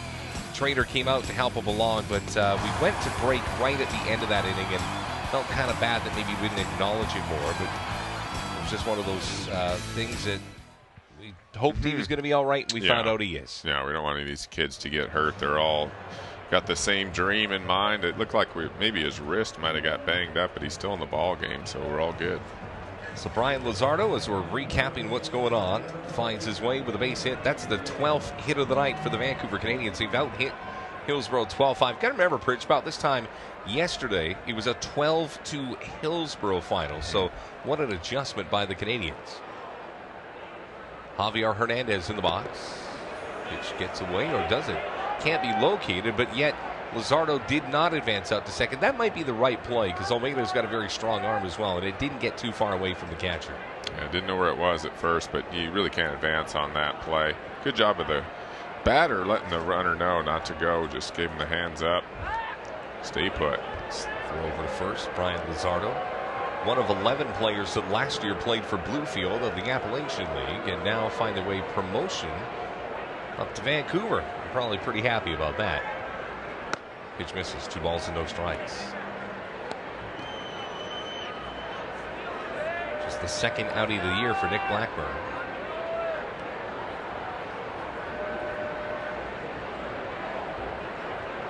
Decent lead over at first. Pitch to the plate on its way, and that is a ball that right now called strike. I'll tell you this. If Hernandez can somehow help the Canadians push Luzardo across to become a run, I feel that the Canadians are in a real good spot. Closer right now, Jackson Laurie warming up for the Seas in the left field bullpen. He's been near perfect, but you still would love a little insurance in this moment. Yeah, next run would be nice. 2 runs, way different. You can't bunt or play for that 1 run in the 9th, so really provide a nice cushion. High drive at a very shallow left field. It's a long run. Question is, will it be caught? And it will. Right on the chalk. Quickly back into the middle of the infield, and now you got yourself 2 out. I thought that ball was going to head foul into the new seats over there, but just kind of sucked back in. And this park's always had that feel. The ball just kind of working its way back into that fair territory. A lot of times you'll see these opposing left fielders give up on that ball. But he did a good job of staying with it. Came right back to him, made the easy out. So now all of a sudden 2 outs. Canadians do have that big insurance run over at first, but work to be done for Lance Jones. pitch swung on and missed. You remember Jones a little bit earlier in the game hit a ball deep to left and just missed a home run. Like I said, Pritch, 10, 15 feet over to the left, and he's got a round tripper. Yeah, a couple inches to the right or left there. Or, hey, I'll tell you what, 12 hits. They put a lot of pressure on this team, but still only 3 runs. Could be a lot more. Nice pitch, didn't miss by much. Blackburn trying to work away from Jones. Jones, one of those guys that wears the helmet with 2 ear pads. I actually think more and more are going back to double-sided ear pads. Junior Felix was one of the few Blue Jays that would ever wear that. He had the one, right? Yeah. But a lot of switch hitters still. Why carry 2 with you? They'll just go the conventional helmet. And I don't know. Good insight. No, I mean, I don't know what I would do. I didn't switch hit, but I could see a guy not wanting to carry 2 helmets everywhere he went, just to go with the one. Who cares? 2-1 pitch inside, count goes 3-0. Sorry, we didn't even put you on the spot. It's kind of funny because you know what? I couldn't even about dream that color. Yeah, I don't know. It's all right. It's okay. Infield playing back, knock it down, throw him out. There's a ball high into left center field. It's actually a longer run than both of them thought. Who's it going to be? Is it going to be the left fielder or the center fielder? It will be the big guy, Marcus Wilson. And boy, they communicated well. Sometimes you'll see a collision out there. Not the case. Canadians will strand one. We go to the 9th. Toll the bell, brother. The closer for the Canadians is coming in next, right here on Shaw TV.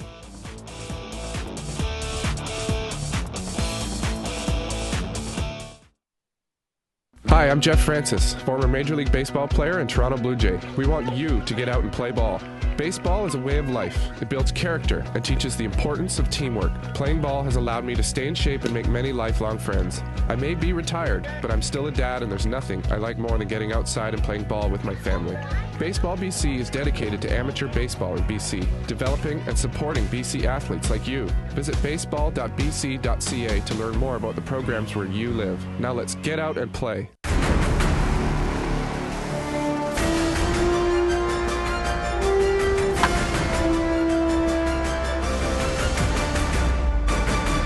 Accenton is the official host hotel of the Vancouver Canadians. New Amsterdam Vodka, proud supporters of the Vancouver Canadians. It's your town. Well, there he is, the closer.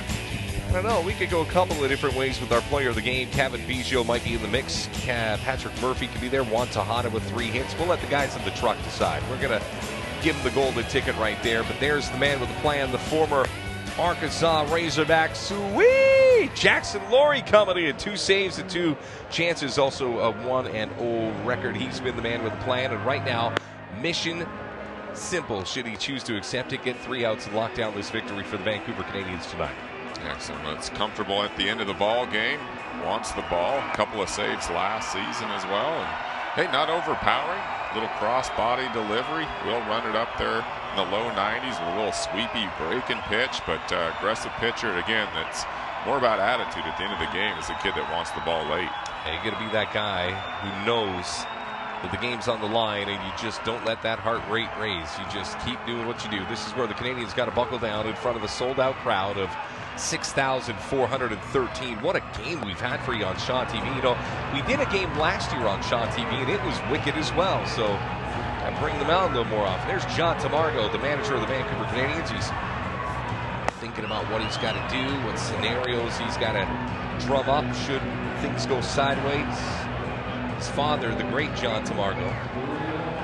And I'll tell you what, John Tamargo Jr., no slouch, man. Stand out at the University of Florida. He's been with the Blue Jays organization for a number of years, and he's a guy that's got a lot of respect within the organization. And now to the mound we go. Jackson Laurie. They say that Jackson Laurie is the spitting image, personality-wise, of Matthew McConaughey. Oh, wow. Nothing stresses him out. He just drives his Chrysler and all is well. Is it? It's just what the commercials were. Yeah, Chrysler. Lincoln, sorry. Oh, that's right, yeah. He's got the big boy part of the order, 3, 4, 5, Veras, Lowry, and Chingbo. So there's still work to be done. First pitch missed, and the count goes to 1-0. Got to work cut out for him. He's got the 3, 4, 5 hitters he's got to get through. Right-hander offers up a pitch that's fouled off. Count goes to 1-1, and You know, I was talking with the catcher, Josh Revis, the other night, and I said, hey, Jackson Laurie, easy guy. No pitch is straight. Everything's got 4 or 5 inches of movement on it, and that's got to be, as a hitter, a little frustrating to try to lock in on something. 1 ball and 1 strike. The single-digit assassin on the mound. Kicks and fires. In for a strike, and the count goes to 1-2, and you'll feel the crowd, the energy building as this inning progresses, hopefully the way of the Canadians.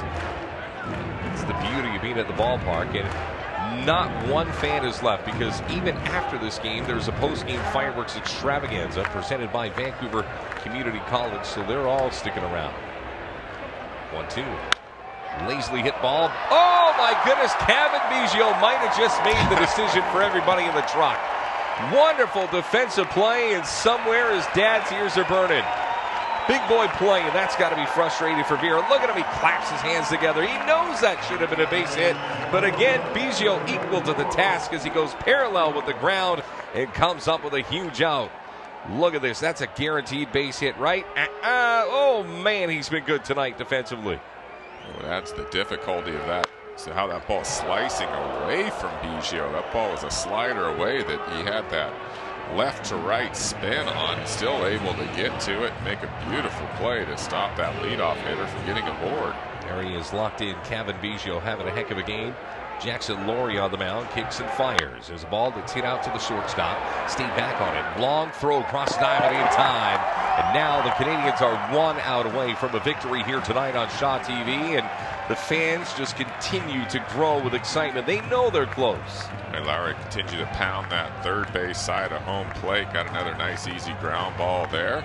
A little controlled backhand by Gudino at shortstop, and a nice throw to first base. I'll tell you what, if the Canadians can lock this one down, what a bounce-back game from a 12-2 loss just a night ago. If you can come back the next night and pick up a victory, you got a little heart. So here he is, Justin Chigbo. Going to try and keep things going here for the Hillsborough Hops, who trail the Canadians 3-2. Swing and a miss. More fans start to rise to their feet. Section 10 already standing in unison. They know the louder they get, the more pressure they put on the Hops. The right-hander, Jackson Laurie. He's been very good for the Canadians so far. Kicks and fires outside.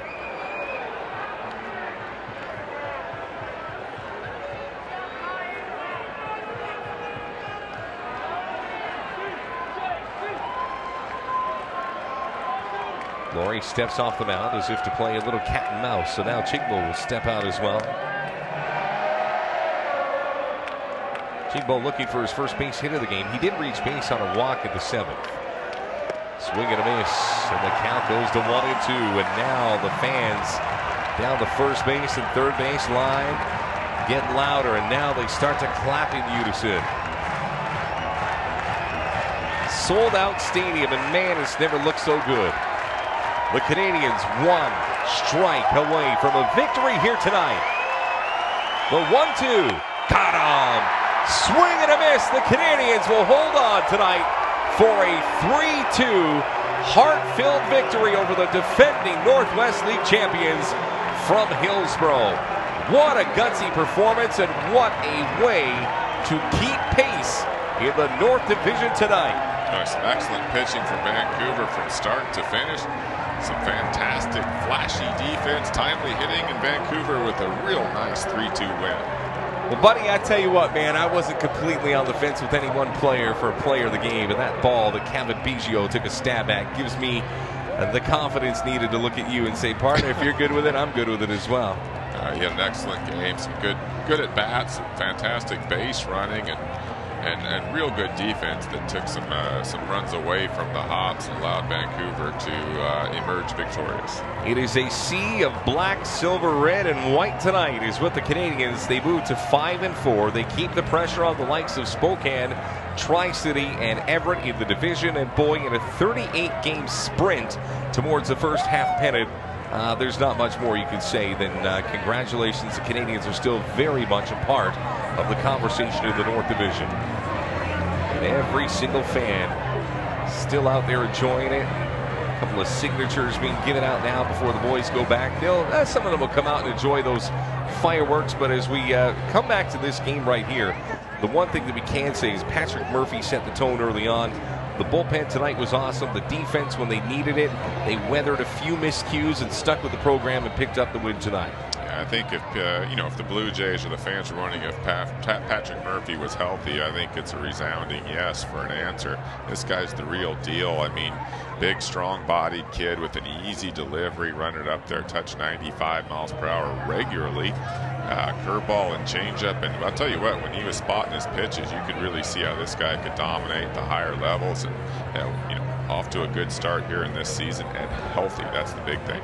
Well, the Canadian starting rotation, Pritch, has been twice through the rotation now, as of after tomorrow when we see Luis Sanchez here at the ballpark. But the thing that you like is you're getting your 5 innings. You're getting your strikeouts in key situations. And, last year, Pritch, and I hate to harp on, years gone by, you just never saw that bounce back, and a 12-2 loss would have crippled the Canadians for days at a time.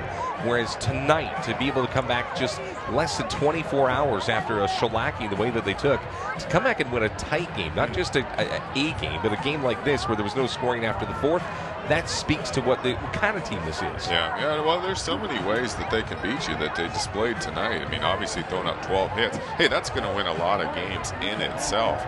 But they really had to pitch, and it was some really good defense. A couple of key double plays, and that really made the difference in this one. So showed a lot of different ways that they can beat a team, and they needed them all tonight. Absolutely. All right, we'll take our final break. When we come back, the particulars, a couple of game highlights, and a lot of people we got to thank for getting us back on Shaw TV here in 2016. The final score tonight, Vancouver 3, Hillsborough 2, in a beautifully played game right here on Shaw TV.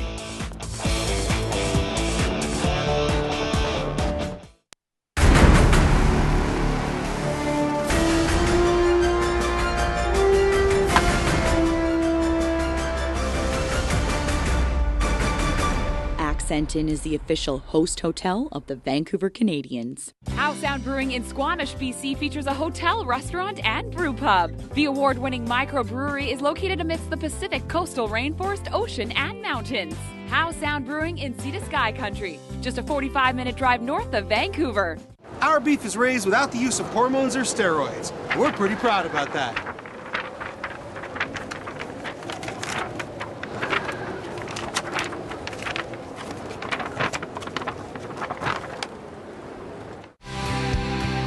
I'm Julia Hanlon, brewmaster here at Steamworks Brewing Company. Every week, a new batch of our local craft beer is brewed with the power of steam. Steamworks is proud to sponsor the Vancouver Canadians. Cheers. Well, back here at Vancouver's Scotiabank Field at Nat Bailey Stadium, what an awesome night, man. 3-2 victory. We had a little bit of everything, but Pritch, we'll start with the pitching tonight of Patrick Murphy, and he was special. He really was. He came out, and you could see just the confidence. The kid's so happy just to be healthy, and he was letting it go. Fastball had late life. He was missing a lot of bats, and it was really partly deceptive because of how easily he does it. Someone that runs it up there 95 miles per hour, that kind of life with that little effort. Just a real special start today. Got the C's off and running, and he was dominant when he was hitting his spots. Real solid performance, and hey, this guy's a true ace in this league. Fans here enjoying life, and take it. Here it is, Pritch. Show me the ropes. There we go. So there you see the fastball, late life up there. Not much the hitter can do. And just watch the extra gear. That ball just coming out easy. Has a little angle on it, and the hitters just don't pick it up in time. Boom, right by you. Real good arm, and I'm just impressed by the ease of how he does it. All right, here's Kevin Biggio, who this was a base running play that was real subtle, but for him to pick it up and slide and score here, that really set the tone. And then every time that Hillsborough tried, Kevin Biggio had a defensive gem that stopped them in their tracks. Here's another one, a snap throw that's off the mark, but it is Biggio who flips it over. And then this might be the best of all of them, a ball that was destined for right field. Instead, in the tan leather glove of Kevin Biggio, and I'll tell you what, man, he takes a second seat to nobody. And that is partially why the Canadians will go on tonight for a 3-2 victory. 12 hits for the Canadians. That was awesome. But better than that, they weathered all those things that the Hillsborough Hops threw at them. I'll tell you what, man, Hillsborough is a very good baseball team. And tonight, the Canadians were just better in front of a sold-out crowd, a raucous crowd of 6,413. There's a handful of them right there. Pritch, there's your old hat right there on that guy with the gray shirt. I'll tell you what, man, it was a lot of fun to be able to bring this game to you here on Shaw TV. A lot of people that we got to thank in the truck, everybody making this happen. Man, I just look at this relationship between Shaw TV and the Vancouver Canadians. It's community. That's us, man. That's our neighbors right down the street having a good old time.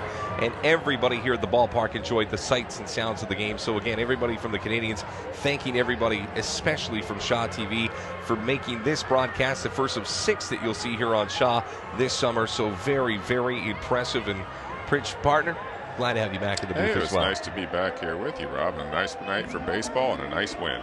All right, we're going to wrap things up. Look at that guy, Patrick Murphy. He goes handful of innings, picks up the win. He's got about 100, 200 autographs he's got to sign there. It's all a part of it when you're in the minor leagues.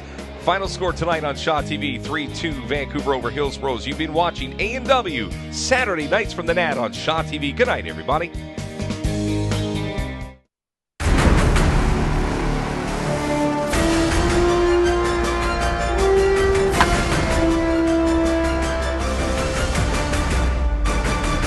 Accenton is the official host hotel of the Vancouver Canadians. Our beef is raised without the use of hormones or steroids. We're pretty proud about that.